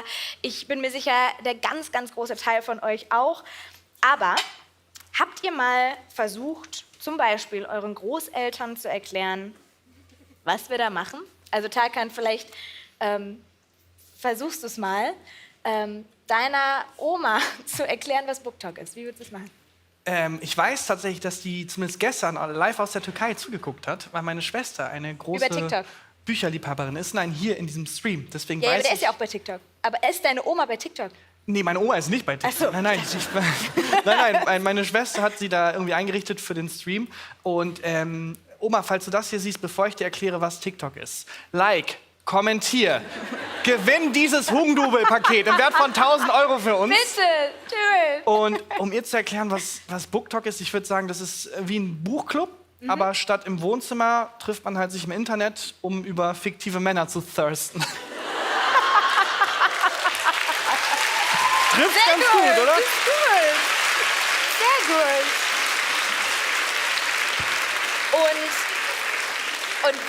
Und was würde sie sagen, wenn du ihr jetzt erklärst, dass es Menschen gibt in diesem TikTok, in dieser Booktalk-Ecke, deren Karriere daraus besteht, in sozialen Netzwerken über Bücher zu sprechen, weil ihnen dabei Millionen Menschen zugucken? Sie wird wahrscheinlich sagen, Hadi be, was türkisch ist für, ach komm. Weißt du, was meine Oma sagen würde in Marokko? La hawla wa la quwwata illa billah. Das heißt im Prinzip das Gleiche. Also, das, was jetzt kommt, geht raus an alle Omas in der Welt da draußen. Denn jetzt kommt hier jemand, der ist sowas wie der Prototyp eines Bookfluencers. Gestartet ist er als Booktuber. Mittlerweile erreicht er wirklich Millionen mit seinem Content. 2022 ist er mit dem Oscar for Creators ausgezeichnet worden als bester Creator des Jahres. Er lebt in New York und London, schreibt aktuell an seinem ersten eigenen Roman und ist bekannt als Internet's Resident Librarian. Herzlich willkommen, welcome, Jack Edwards.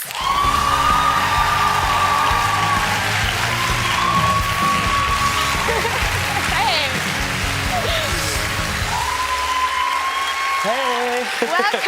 Thanks for having me. Aren't they doing an amazing job? This is the best Thank show you so ever. much. Very long introduction. Did you understand a word? I heard Internet's Resident Librarian. Yeah, perfect. And your name, and then And you my enter. name. The librarian thing is so funny because I'm like absolutely not a librarian. And I know that there are But it's a people. cool label. Keep it like that. But apparently you need like a master's degree to be an official librarian. So I apologize to anyone who's an actual librarian. You know, I your think it's culture is not my fine. costume. I think it's fine. Oh my God. Appropriate librarian, appropriation. No, we don't want For that. sure. Like, So we were just talking about the fact that our grandparents sometimes have difficulties understanding what we are doing and what is the impact of bookfluencing. And you mentioned this topic in one of your videos. You pinned it on your Insta channel. What is it that makes it so hard for you to explain your family what you are doing there? My grandparents are dedicated to not understanding my job. So they both, all my grandparents love to read, which is really fun. And so they kind of come over and just want to talk about books with me all the time, which is great. But there was a while where they would go around telling all of their friends that I made videos in my room, in my bed with a camera. Wow. And put them on the internet. Shady. And I was like, Grandma, you have to go and tell all your friends I'm not a porn star. Please. Yeah, no shade. Good for whoever does do that, but not me. They've got me really wrong. So funny. So I went into the comment section of this video. It's so funny to read. And my favorite one was, just tell them it's like I'm the host of a reading TV show, but I get to make all the decisions. It's I love so that. true. It's so true. Is that, in your eyes, the biggest benefit of being a creator, that you have no boss and no restrictions, no rules? I guess so, yeah. It's really fun being on a set this big. Usually it's just me and a camera. So it's really weird that there are people here. But you fit in very well. I feel like I just like walked out naked. I'm like, oh my God, like I can't just edit this out. Like you guys are here. Does that happen? Do you have to sometimes edit out how you walk in naked? Oh my gosh. Don't edit it out. Thank you for asking that, Tarkan. Yeah, I'm so pleased you asked. We're back to the porn thing. I'm really bringing the tone down already. This was quite an intellectual show until now. I recently accidentally uploaded like the raw footage, which I hadn't edited. So I had two files. One was like the footage that came from my SD card and was the footage I had filmed that is never meant to be seen by anyone other than me.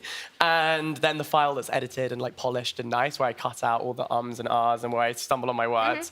I had one of two options and I pressed the wrong one and it went up, and it was up for about 30 minutes before I saw that my Instagram DMs were flooded with people being like, hey, I don't think that's what you meant to upload. And what did you do? The worst part is the end, because I'm posing for the thumbnail. Oh my God, I love that. It was like a video called the mid-year freakout tag. And what did you do? Like, So, worse. Well, actually, wish it had we been like do that. need a thumbnail for this show. yeah, please. So I'm like, I have to show myself freaking out. So I'm like, and then I'm like, that's not freaked out enough. Like, you know? So I'm like really going for it, but there's like no words. It's just like kind of mouth noises. Horrible. Like, I would pay any money to like burn that from the internet, but like my digital still there. footprint is horrible. It's still there. Well, I feel like people screenshot and save Yeah. things. That's going to be used against me. Well, like a grandma question. Is it still there? Yes, Mona, the internet doesn't forget. So, but this is the other side. So you are free, of course, but you have a lot of responsibility as well. In which situation do you feel pressure doing what you do? I guess the most important thing when you're talking about art, people's, art and their life achievement of making, bringing a book to life, is to always speak with kindness and to talk about craft and not the person, And so it's always like, for me, I think it's way more interesting to say, this book didn't resonate with me because I didn't love the pacing, or I felt like maybe there were too many perspectives and I would have cut like the 4 perspectives in this book down to 3 or to 2. Like this one didn't really add anything to the plot. I think that for me, it's always about like, what would I have done differently? Or how could I have found this a more enjoyable experience, rather than being like, that book is terrible, because that doesn't help anyone. So I always think like, I would rather someone like hates my favorite book and we can have a really fun conversation about it, than we just all agree and it's like a big echo chamber of people just going, you're so right. You're so right. So what kind of book review is more fun for you? The one that is negative or positive? Oh, so now we're getting really nerdy here, I know, but we are all nerds, so. It's true. I will say every year I do my 2 videos. The best books of the year and then the worst. And the viewers, they have a severe case of hateritis. And you know what? It flares up because I think we all love to talk about books that we didn't love. And that video always gets more views than the one about the books that I did love. So I think part of us, we do want to, but I think that challenges us to be better and to think about, what do we really enjoy and how could we, how can we engage critically with the stuff that we're reading? So I always say the question you should always be asking yourself is why? So if you didn't like something, why did you not like it? Why did you not like If the pacing wasn't right for you, why? So that's something that I always challenge myself to do, is question myself, why do I think that? So imagine there is a person, she or he doesn't know you and wants to know your channel and what you're doing. You can show this person just one video. Which one? Oh, that's such a good question. There's this really random video of me, my first ever TikTok, where I made a bath of tea. And it's just my bath is full of tea bags and I get in it for some reason. Your bath? So yeah, the bath. You're naked? COVID. No, I was wearing clothes in that they had to be thrown away because they smelled like milk afterwards. That's quite a hard smell to get out, it turns out. There's some really weird things of me on the internet, I will say. But maybe my favorite video is this one that I did where I tier ranked every book that Lisa Simpson reads in The Simpsons based on how child appropriate they are for an 8-year-old to read. Because she's reading insane books. She's reading like Dostoevsky, and I'm like, she's 8. She's an 8-year-old girl. And then there's also one book that she reads about like British people having terrible teeth. I was like, wow, I feel really targeted with this one. Yes, and I love that because this is what I really appreciate about Book Talk and Bookstagram, that creativity and is so appreciated. And it's rewarded. It's rewarded. It is so to be funny and to show that you see books as something very fun and not like very... Sometimes the more conservative part of the book world is, what are they doing there? Books are... We have to be serious about them. Yeah. But to watch you, it's mostly fun. So what? Mostly. Yeah. Mostly. No. Sometimes it's really boring. But sometimes it's not. It's like you're not a clown on the internet like, throwing books. You know what you're doing. So you hosted the live stream of the Booker Prize. That's huge. Yeah. So I've been really lucky to get to mix, the serious and the deeply unserious. Yeah. I think that's really fun. That's a fun mix for me. And I suppose like my goal is to not only cater to people who consider themselves to be readers, but also to think about the people who need that like gateway drug into reading. And for me, it was like George Orwell's 1984. When I read that book, I was like, oh, books can be political and they can talk about the world and they can blow your mind, and they can be something that you don't understand the first time fully, and you have to reread and really ruminate on and think about. And that was such a special experience for me to read as an adult, I guess, and still find that mind-blowing nature of literature. So I guess I always want to connect people with the book that does that for them. So that's why I try and read as widely and diversely as possible. Translated literature too, I think, challenges our notion of what storytelling is and can be. So I'm always trying to think outside the box a little bit with what we can read, and you can find your recommendations in the wackiest places. Like I find them in pop songs when Harry Styles is referencing Bukowski on his first album, or in The White Lotus when Sydney Sweeney is always seen reading a book on her sunbed. You know, I would like go away and read those books and see how they added to the plot. I also noticed that, like, you know, sometimes in hotels they have just books and they're all one color. And I realized you could actually buy those on like Etsy. So I bought a pack of just green books. And I was like, well, I'm just gonna read them and see if they actually contain anything. Is it just kind of garbage? Blah, like, is blah, it just blah, yeah. random stuff? And no, I discovered a book that's actually quite famous in the UK, at least, called The Adventures of Adrian Mole. And I read that book and I thought it was amazing. And I found it because I bought these random green books on Etsy. So I always think like you can find your new favorite book in the strangest, most peculiar place. That's such a great answer to the question, what are you reading currently? Green. Yeah, green. The yellow box. Yeah, next week I might feel red. Maybe I'll feel blue at some point. But yeah, I think I try and like find ways that books intersect with pop culture and mainstream media and what people are interested in otherwise. You know, like maybe when Brat came out and everyone was listening to Girls So Confusing, like what books embody the nature of let's work it out on the remix, you know? And that's kind of a fun challenge for me to see how I can merge my interest in kind of pop culture and literature. Let's talk a bit about the impact of social media on the book world, because we know, obviously, it's huge. We have Book Talk bestseller list, we have stickers on books, we have authors nobody knew, and TikTok made them big from one day to another. And we have, on the other side, I mentioned them, people more conservative, being skeptical, and maybe even annoyed by those changes. What do you want to tell them? I always think it's so funny when you see like tweets of people posting the Book Talk shelf in a bookstore and they're like, the world is over. This is the end of reading. I'm like, what are you talking about? People are loving reading and people are engaging in all of these different genres. One thing I like to point out is that these are marketing terms. So when we see a shelf that says classics, this is a marketing term. What it means is these are books that have been revered over time, but you see Dickens next to Jane Austen, next to Shakespeare, next to Tolstoy, and these books thematically often don't have very much in common. The only thing they really have in common is that they are loved historically. And they've stood the test of time. And what a Bookstock shelf in a bookstore is doing is these are the books that are popular right now. These are the books that people are coming in and asking for.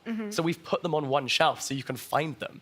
And I think that's great. So I think it's a really exciting thing to see more people buzzing to read books. And to me, it feels like a meritocracy because it's not about which book has the Sally Rooney marketing budget, because one book every year gets that. It's about which book people are really enjoying. And word of mouth just now has a new platform online. So it's like the world's biggest book club, and we just get to share the things that really resonate with us. And I think there's something so endearing about seeing someone turn over the final page of a book and be like, what the hell just happened? You know, and I felt that way with White Nights by Dostoevsky, and I felt that way with The Bee Sting by Paul Murray. One of those books came out last year. One of those books came out centuries ago. And how cool is that? But this is the one part of your life and your career. The other one is writing. So that's my baby right there. Yeah, that's your baby. It's cute. My It's firstborn orange. child. You wrote a survival guide for university.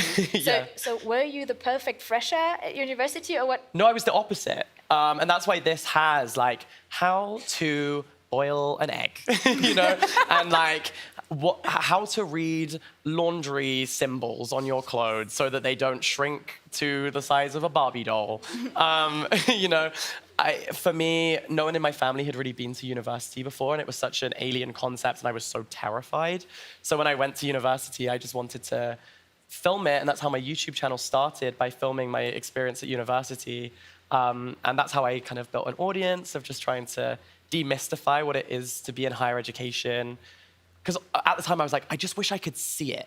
I wish I could see what a dorm room looks like. Or I wish I could see, you know, what a lecture theatre looks like, because I didn't know. So when I finished my degree, I kind of compiled all of that into a book, and I interviewed a bunch of different people who had different experiences. So it's not just me and my little echo chamber in there. You know, it's like lots of a diverse range of people. But this book is really funny because it came out in 2020. Something else happened. Something else you might remember happened in 2020, the old pandemic Levato. So it was really funny because I finished the manuscript. I handed in this manuscript in February 2020. And I was like, oh, university's not gonna change. Like, what could possibly happen? And then everything in the whole world changed. And so the book went from being like this really helpful, practical guide to like historical document almost overnight. And so the original release date was meant to be May 2020, and it got pushed back to August because we were just like balls deep in a pandemic, and people were baking banana bread, not thinking about like going to lectures. So, you know, universities were closed. What are the chances of that? So that was kind of crazy. But it did eventually come out. And then, you know, each year, I thought this was like this evergreen perennial thing. They're like, oh, every year it will be relevant. The year it came out, it was at its least relevant. So now, actually, weirdly, it's more relevant than when it was released. Yeah, all boiling eggs again and being in dorms. And, but I'm so proud of it, and I poured my heart and soul into it, and it's full of kind of like little jokes and puns, so it feels like just straight from my heart, and yeah. And now there's another thing coming straight from your heart, hopefully. So before we have a question here from the chat, can you tell us anything about your novel you're writing? Yeah, I mean, I always dreamed of being an author. Being a book critic or like curator, librarian, if you'll allow me that one, was an accident, just a happy accident, because I just love reading and talking about books that I'm reading, and so the dream was always to be a writer, but I didn't want to do a book that was like, book influencer falls in love with writer. You know, like that felt very obvious. Maybe one day, but you know, there's something I went to a lecture about in my very first year at university in 2017, and it was like a whole hour-long lecture, and there was 2 minutes where they spoke about this one thing, and I just became absolutely obsessed with it. And I went away and immediately spent the rest of the day researching it. I wrote an essay about it at university. I'm being very candid here and coy. I'm trying to keep my cards close to my chest because I've not sold this book yet. So if one of you gets there first and takes this idea, I'll be so sad. So I'm having to be a little annoying about it and not say too much. But yeah, there's basically this thing I've been obsessed with for like years and years and years. And I've always wanted to write a book about it. I wrote in the margins in 2017 of my notebook, like, this would make a great novel. So I'm finally doing it, and I'm making it a thing. And yeah, it's an absolute passion project and so much research. It's a historical fiction, so I have to think about... What year? Well, that would be... When can we... You're good. You almost got me. I forgot that we were live. I'm a professional journalist. You are. Yes. You are. You're good. Never mind. What was the name again of the book? He knows I went to the beer garden before this. He's like, we can get something out of him. We tried that the whole evening, and we got some facts. But it is historical fiction, and it's really interesting because I'm like writing like, oh, there was a tectonic shift, and then I Google, and I'm like, oh, so tectonic plates hadn't been discovered yet. So you have to like cut that, you know? So it's really interesting having to challenge myself, and I'm trying to only use words from the time, which is a fun challenge to have to, like, oh, this word didn't exist, so I have to think of other creative ways of saying this one thing. But yeah, hopefully, I'll tell you about it. Okay, we will invite you again with this book once please. It comes out. So, to come to an end, I have one last question, because I saw on your Insta channel that you went to the premiere of Bridgerton season 3, right? I did, and you know, I took my mom. Yeah, so you took your mom as a +1 to watch one of the spicy scenes. Okay, so I didn't know that the mirror scene was coming. All right, so I was like telling my mom, like, oh, I got this invite to the Bridgerton premiere. How cool is that? And my mom was like, I love Bridgerton. Please, can I go? Please. And I was like, well, of course, you know, like, I'll bring my mom. Like, well, you know, that would be a fun day out. Oh, my God. How was it? How was it? Well, let me just say, Julia Quinn, you have a lot to answer for. It was amazing. Like, the actors were so incredible, and the way they brought that book to life was stunning, but like sitting next to my mom, we like didn't make eye contact for maybe 3 days. Let's forget that.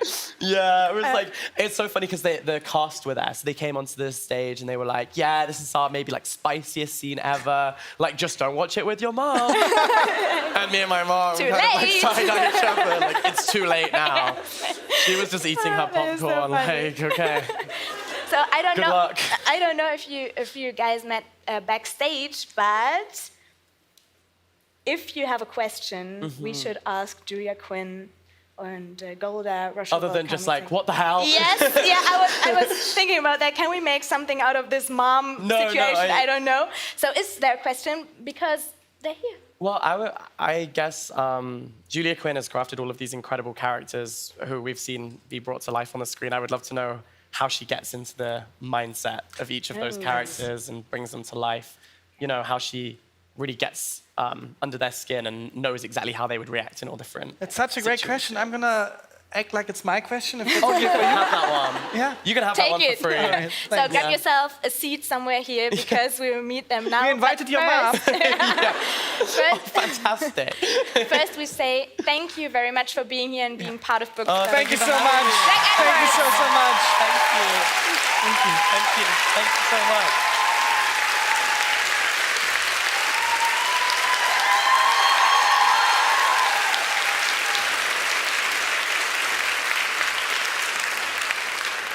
So, Tarkan, erinnerst du dich an den Moment, als ich das erste Mal vor dir saß und das Wort Bridgerton in den Mund genommen habe? Ja, jetzt mal Full Disclosure. Wir sind ja alle unter uns und wir kennen uns ja mittlerweile auch gut genug dafür, dass man sich nicht grundlos übertrieben hasst, nur weil man mal eine Sache nicht kannte. Ich dachte, Bridgerton ist ein Kartenspiel. So, und dann habe ich gesagt, Tarkan, das geht so nicht. Wir haben noch 3 Wochen bis Bookstock. Ich schicke dich jetzt in ein hartes Bridgerton Bootcamp. Meine Mutter war anwesend. Hast du gemacht, ne? bist da ein bisschen Ja, rein natürlich. in diese Welt. Weil ich habe was vorbereitet. Ich würde eine kleine Abfrage mit dir machen. Bist du bereit? Ich bin ready. Okay. Ich bin so... Geil! Das ist schlimm, ich bin so tief im Bridgerton drin, Okay. wie der Augenkontakt Aber du in hast hier Staffel nichts 3, stehen. Folge 2 von Penelope und Colin. Okay, Tarkan. In welchem Jahrhundert... Kannst auch wegtun. Ja, genau. Das war natürlich schummeln. In welchem Jahrhundert spielt die Serie? Das ist einfach im 19. Jahrhundert. Warum ist die Familie Featherington so hoch verschuldet? Weil Lord Featherington, Gott habe seiner Seele gnädig, spielsüchtig ist. Oder war. Nach welcher Methode wurden die Vornamen der Bridgerton-Geschwister ausgewählt? Das wissen tatsächlich nicht so viele, aber die Anfangsbuchstaben der Vornamen korrespondieren dem Alter entsprechend mit dem Alphabet. Sag mal die Namen. Anthony, Benedict, Colin, Daphne, Eloise, Francesca, Gregory und mein kleiner Schatz Hiaket. Hiaket. Ich hab ihn falsch ausgesprochen, ne? Der kleine Süße. Der kleine, ja. Haie. Okay. Hiaket. Next one. Was ist das sogenannte Juwel? Mona, die Fragen sind zu einfach. Ja, gleich kommt eine richtige Das Frage. Juwel ist die von der Königin favorisierte Debütantin der Saison. Okay, und jetzt Jetzt mal was richtig Schweres. was richtig Schweres. Tarkan. In Episode 5 der 3. Staffel, hast du gesehen, ne? Trägt Penelope beim Featherington Ball ein Kleid in einer Gelb. bestimmten... Einen großen Applaus für Tarkan. Dankeschön. Mona, jetzt hier meine Frage an dich. Ja, bitte. In Sehr. Episode 3. Sehr schwer zu beantworten. Ja, bitte. Wen begrüßen wir gleich? Aus dem das ist einfach. Bridgerton-Universum. My dearest gentle reader, please welcome Julia Quinn and Golda Rosheuvel.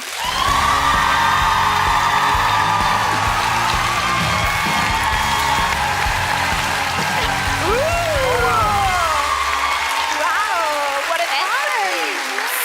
Hello. Hello, hello. Hello. Hello, hello.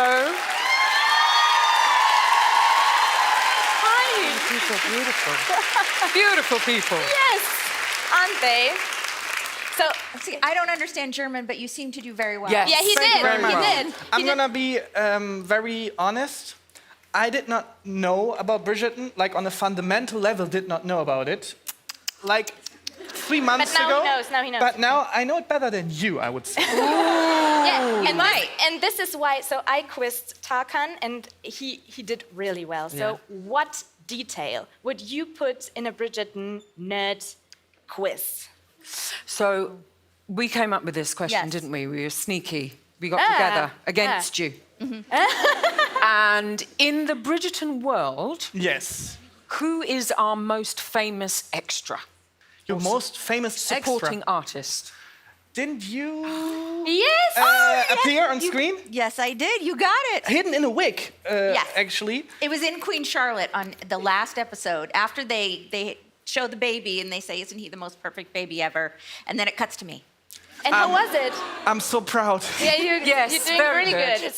It was really fun. It was incredibly hot that day.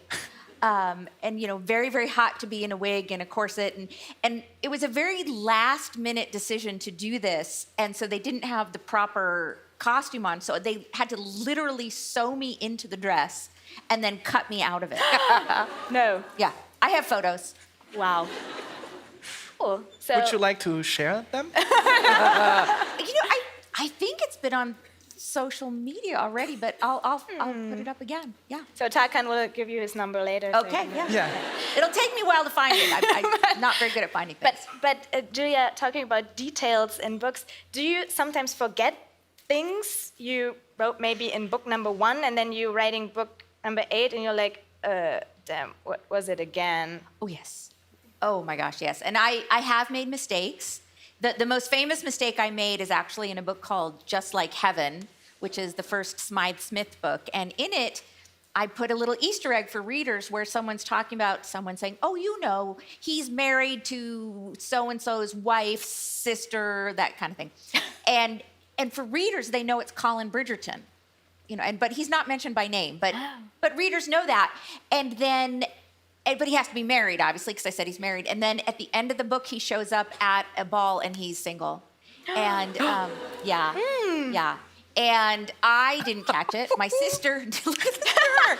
My sister didn't catch it. My editor didn't catch it. My copy editor didn't catch it.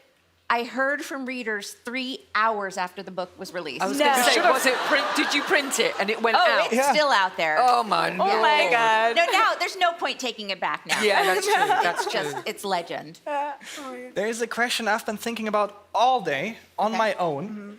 Okay. There is no Jack Edwards. There was no Jack Edwards No. Okay. involved. All right. No Jack Edwards involved. That's great. How do you get into the headspace of each character? He phrased it so much more elegantly than I did. I butchered his question, but... That's right. I was watching from backstage and I saw that and was going, oh no, that's a hard one. You know, I spend a lot of time prior to writing either book, any book, working on characterization. So every book, it has a outline or synopsis, whatever you want to call it. But the first few pages is always just character history. I need to know everything that happened to them before page 1. I want to know, are they an only child? Or do they have lots of brothers and sisters? And if they're not an only child, where in the order are they? And are their parents nice? And what's their trauma? And all these things. And it may not come out in the book. I may not actually give these specific details in the book, but I know them. And I think because I know them, I'm able to create a more well-rounded character. I'm going to tell Jack Edwards, but I'm going to act like it's my answer. Is that all right? Yeah, go right ahead. But sorry, what is it about England 19th century that you thought was so interesting? You know, it was really just what I like to read. I read Georgette Heyer. I was reading these Regency romances, and it was just fun. It was my pleasure reading, and so it just seemed natural that that's what I would write when I got started. But I will say I would never write a book set in contemporary Britain because you guys would figure me.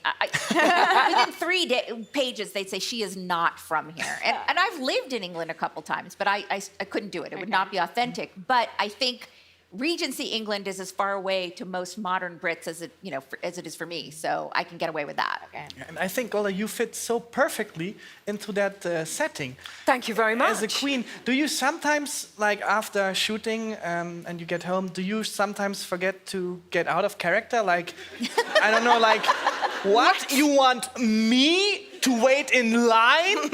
The Queen? Yeah, no, my wife wouldn't allow that, unfortunately. No, Queen Charlotte gets very much left behind.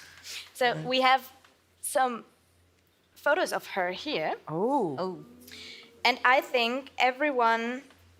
So once we think about you in your role, it's one thing that catches our eyes directly. It's your necklace. Faces. No. Yes. It's your hair, of course. Yes. Your wig. That's a good picture, actually, because it frames the back of the chair as well. I took it. Oh, no, yeah. I thought it was you. No, So it was cool. Jack Edwards. So it's part of the wig. So how long does it take to transform you? Transform you into this? Sorry. Did it hurt? How long does it take? How long does it take? It takes about 2.5 hours. Only? Well, I think we're cutting it down this season, which is great. But yeah, it takes kind of 2.5 hours. But that's a traveling 2.5 hours. There are certain sections that I have to go to. And how heavy is this? We have to ask. Yeah, we have to ask. Very. They have been very, very heavy, yes. You have very strong neck muscles? Yes. Your biceps is here. Yes, exactly. They made her a special chair to rest her neck. Oh, okay. Yeah, it's like it's made of wood. It's got a bit like that, and then it's got a curved bit here where my neck can relax onto it. So the whole weight of my head can relax. Oh. That's so great because it would also fit in the world of Bridgerton that the Queen would have. Yes, It's true. Yeah. Yeah. Okay, but so hair and makeup and costume is one thing, but what did you have to learn for this role, or was this, I don't know, queenie attitude even part of your personality before? It wasn't part of my personality, but my mother was the kind of first inspiration for that. That was like the first kind of fire the flame that lit the kind of inspiration for Queen Charlotte. My mother was the matriarch. She was very steeped in community. Her upbringing was quite posh, so that side of my family are quite well-to-do, kind of upper middle class. So I kind of knew the etiquette was already there. You know, my grandmother used to make the breakfast table in the evening before, and things used to be placed, and I would help her. My mother grew up, and, she would have to sometimes put her little pinkies on the table to sit like that. And I learned how to drink tea at a very early age and how to, all of that kind of stuff. So that was in my upbringing. Why the pinky? Is it for... It's about so you don't have idle hands. Oh. That must have been a really table. fun childhood. Yeah. Yes. Yeah. I think it was her grandmother. Okay. So that kind of generation. But yeah, that kind of etiquette I grew up with, afternoon teas and scones and jam and cucumber sandwiches and going to manor houses. That was my life. So when this role came up, I actually went up for Lady Danbury first. Yes, I heard that. Yeah, didn't get that. Went to the marvelous Adjoa. I couldn't see anybody else doing that. And then they asked me the same day to go up for Queen Charlotte. And it was, a couple of scenes. And me and my wife just did them in it was an hour. Not even that. Because it was so close to who I was and what I knew. It was effortless. I didn't even have to try. So I think we just sent off the first take. Oh. And that was it. It's 4 weeks later, I got the call. It's such a joy to watch you, really. I can't explain what you do, but you have an aura. Oh. And Julia, if you watch her act as the queen, is there a mannerism or something that Golda does that you enjoy the most?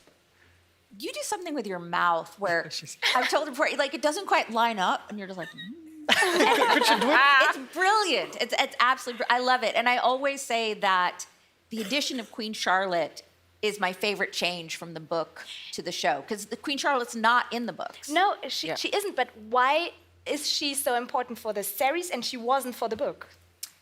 Or was she and you just forgot her? Most of my books don't use real historical characters in them, and if they do, they're certainly not used in as fundamental a way as Queen Charlotte is in the show. Yeah, exactly. But I think she's fabulous for the show for a couple reasons. One, because it's an ongoing series, it needs to be more of an ensemble than the books are. The books do have a big supporting cast, and I think one of the reasons people like the Bridgerton series is that you do see the other family members from book to book, but truly each book is very tightly focused on the main couple.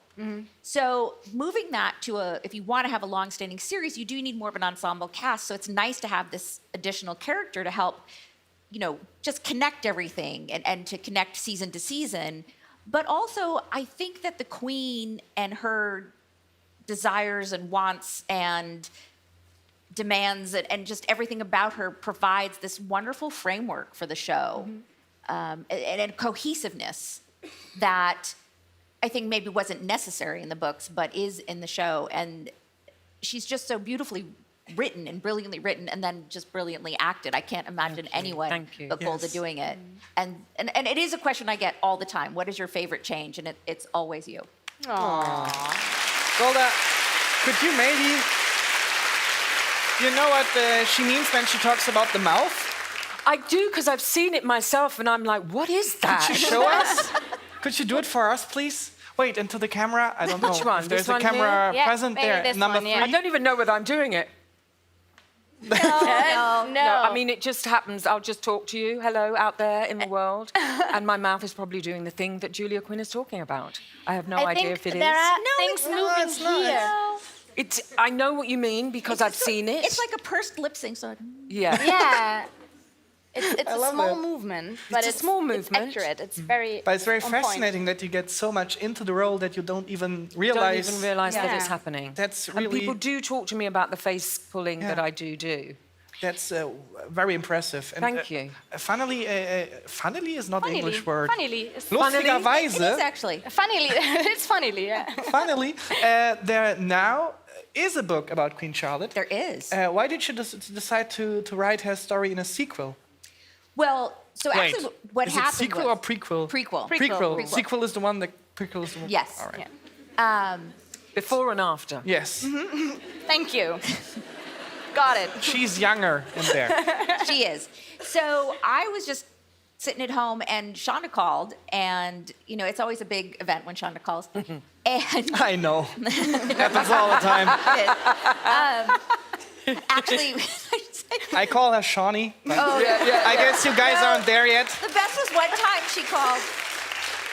You probably don't know this. When I got the phone call from her saying that they were renewing it, I didn't recognize the number and I didn't answer it because I was going through the Jack in the Box drive-thru with my son and I had to order. And after Priorities. I know, but then I look at the message and I was like, oh my gosh, I can't believe I just put like Shonda's office to voicemail so you could get your, you know, French fries or whatever. But it's all right. Anyway, so Shonda called and said that Netflix wanted to do this prequel series. And my husband, who's here, will absolutely kill me if I don't say this.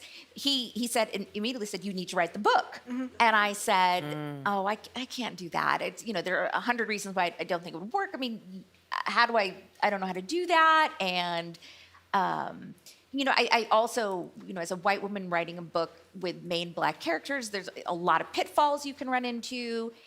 And he says, well, you write it with Shonda. And I'm like, well, I don't know if Shonda wants to write a book with me. And so I thought about it. I said, well, I'll ask. So when I met her for the very first time, which was actually at the Bridgerton season 2 premiere, I mentioned it to her and she said, oh my gosh, I was thinking the same thing. So what we did was she wrote the 6 scripts and then handed them off to me. And I had to figure out how to turn 6 scripts into a novel. Wow. Wait, scripts like for television? Yeah. Yes. Oh. So we were not... So they were written first. Oh. Yeah. We basically took turns. We were not in a room together writing this up. So I always tell people, if anything that made you cry is Shonda's fault. She wrote everything that makes you cry. And, you know, but it was fun because I got to flesh things out. And you think about, okay, here's a scene and it's in the television show and I get to choose whose point of view you're in to do it. So, for example, you know, there's a scene in the show where young Charlotte is getting her first gynecological exam, which is just horrific. And I ended up writing it from the point of view of Brimsley, her servant. Ah, yeah. And it actually had one of my favorite lines that I've ever written in it. And he says, something like, it wasn't easy being a man who loved other men, but by God, it was better than being a woman. You know, because he's... And that's a banger line. yeah, just give him That's a some banger empathy. line. At the banger line. You know, Yeah, but so you get that's to get into the heads, but you know, it was the choice, and it was also very different from my other books because there were 4 points of view, whereas in my regularly you just have the hero and heroine. So it was fascinating. It was very much like a puzzle. And Golda, did you use the books like for preparation? Or? No, I didn't because Queen Charlotte's not in them. So you skipped that? Yeah, skip Fine, yeah. that bit. I have apologized.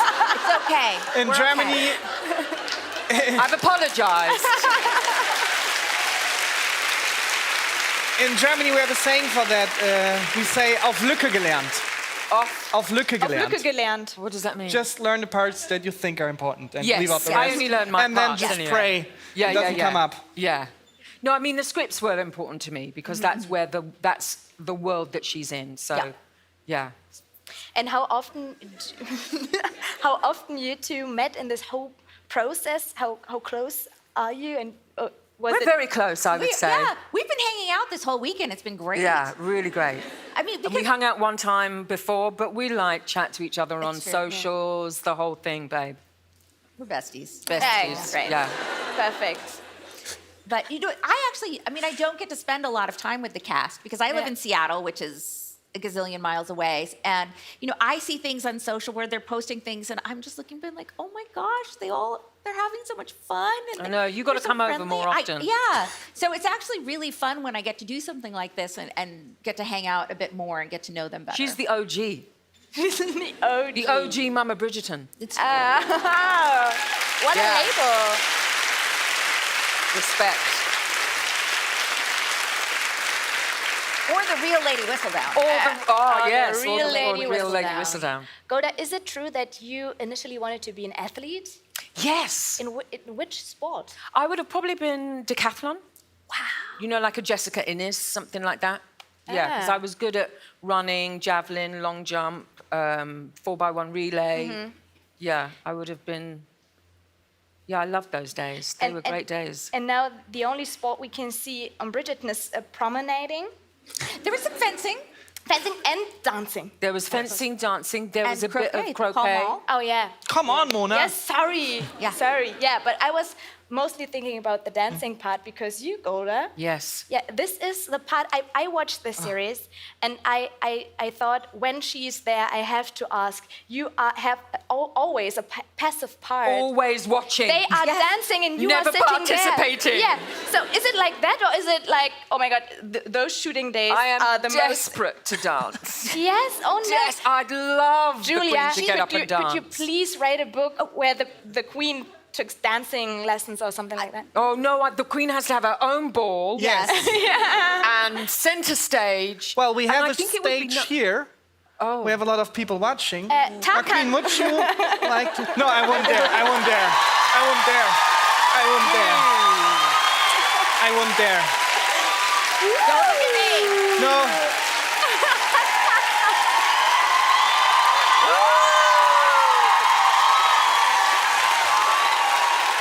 You're leading. I'm not worthy. Oh my God, I'm dying.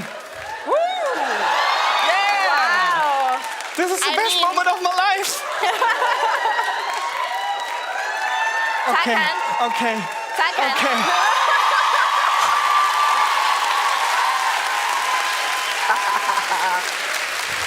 Great. Great. Are you all right? Yeah, I'm fine. Are your feet all right? My feet are all right, yes. Well done. Are well you done. all right? Why did I say that? I can't You dance. see? I can't dance at all. Speak it and it shall be. Yeah. Oh my So, God. to bring I'm everything in shaking. order here. But yes, to bring it back, I would love to dance. And I would Yes. love to dance with the school, you know, the dance teacher, who is actually our choreographer, Jack Murphy. So I'd love to do, a ball, the Queen's Ball, and have the two of them centre stage. Well, maybe we'll So see it in the next season. Yes. Keep that tape, by the way, because possibly No, I will the not most that. famous Camille. extra. You'll be the most famous extra. Yeah, next time. No, stop it. Stop, you two. I would be honored, really. But I would like to have a wig. Yes, we'll make you a wig. We'll do A the wig. whole thing. Nice. And to strengthen your neck Yes. muscles. Yes. Yeah. Yeah. That's great. So we are so glad that you were here. It was so much fun Such seeing an honor. you dancing and talking. And so, Thank you for having us. Yeah, Thank you. we look forward to everything coming up to the Bridgerton world. And we want to hear a huge applause for Golda Rosheuvel and Julia Quinn. Thank you so much. Thank you very, very Thank you much. so much. Thank Thank you.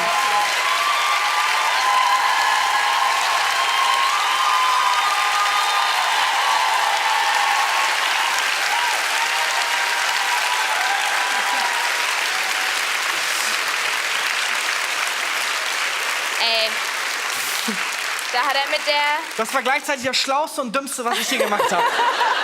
einfach mal mit einer Queen getanzt. So, Tja. geht doch ein Bookstock-Tag 2 Ja. sehr, sehr schön und Nachdem besonders ich zu Ende. mit einer Queen moderiert habe, durfte ich auch mit einer tanzen. So, danke. Ein kleiner King. Also, wir gucken zurück auf 2 wirklich ganz tolle Abende mit euch allen natürlich, aber auch mit, wir haben nachgezählt, 13 Gästen, die insgesamt hier waren. Wir hatten ganz, ganz viele tolle Bücher dabei und Momente. Und jetzt müssen wir sagen, das war das Bookstock Festival 2024. Vielen lieben Dank.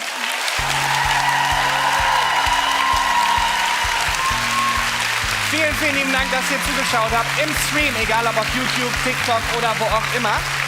An der Stelle auch ganz wichtig, ihr könnt beide Tage auch die vom letzten Jahr und fleißig kommentieren und liken, um eben was zu gewinnen. Und ja, wir hoffen, dass wir uns im nächsten Jahr wiedersehen. Und vielleicht ist dann in diesem Moment auch mal der richtige Moment, um allen Danke zu sagen, die hinter all dem hier stecken, weil das sind wirklich sehr viele und sehr, sehr coole Menschen, die all das hier jedes Jahr wieder auf die Beine stellen. Deshalb bitte für die auch noch einen großen Applaus. Macht Vielen euch Dank einen an schönen das Team. Abend. Dankeschön. Möchten wir auch noch mal tanzen? Aber du führst. Ja.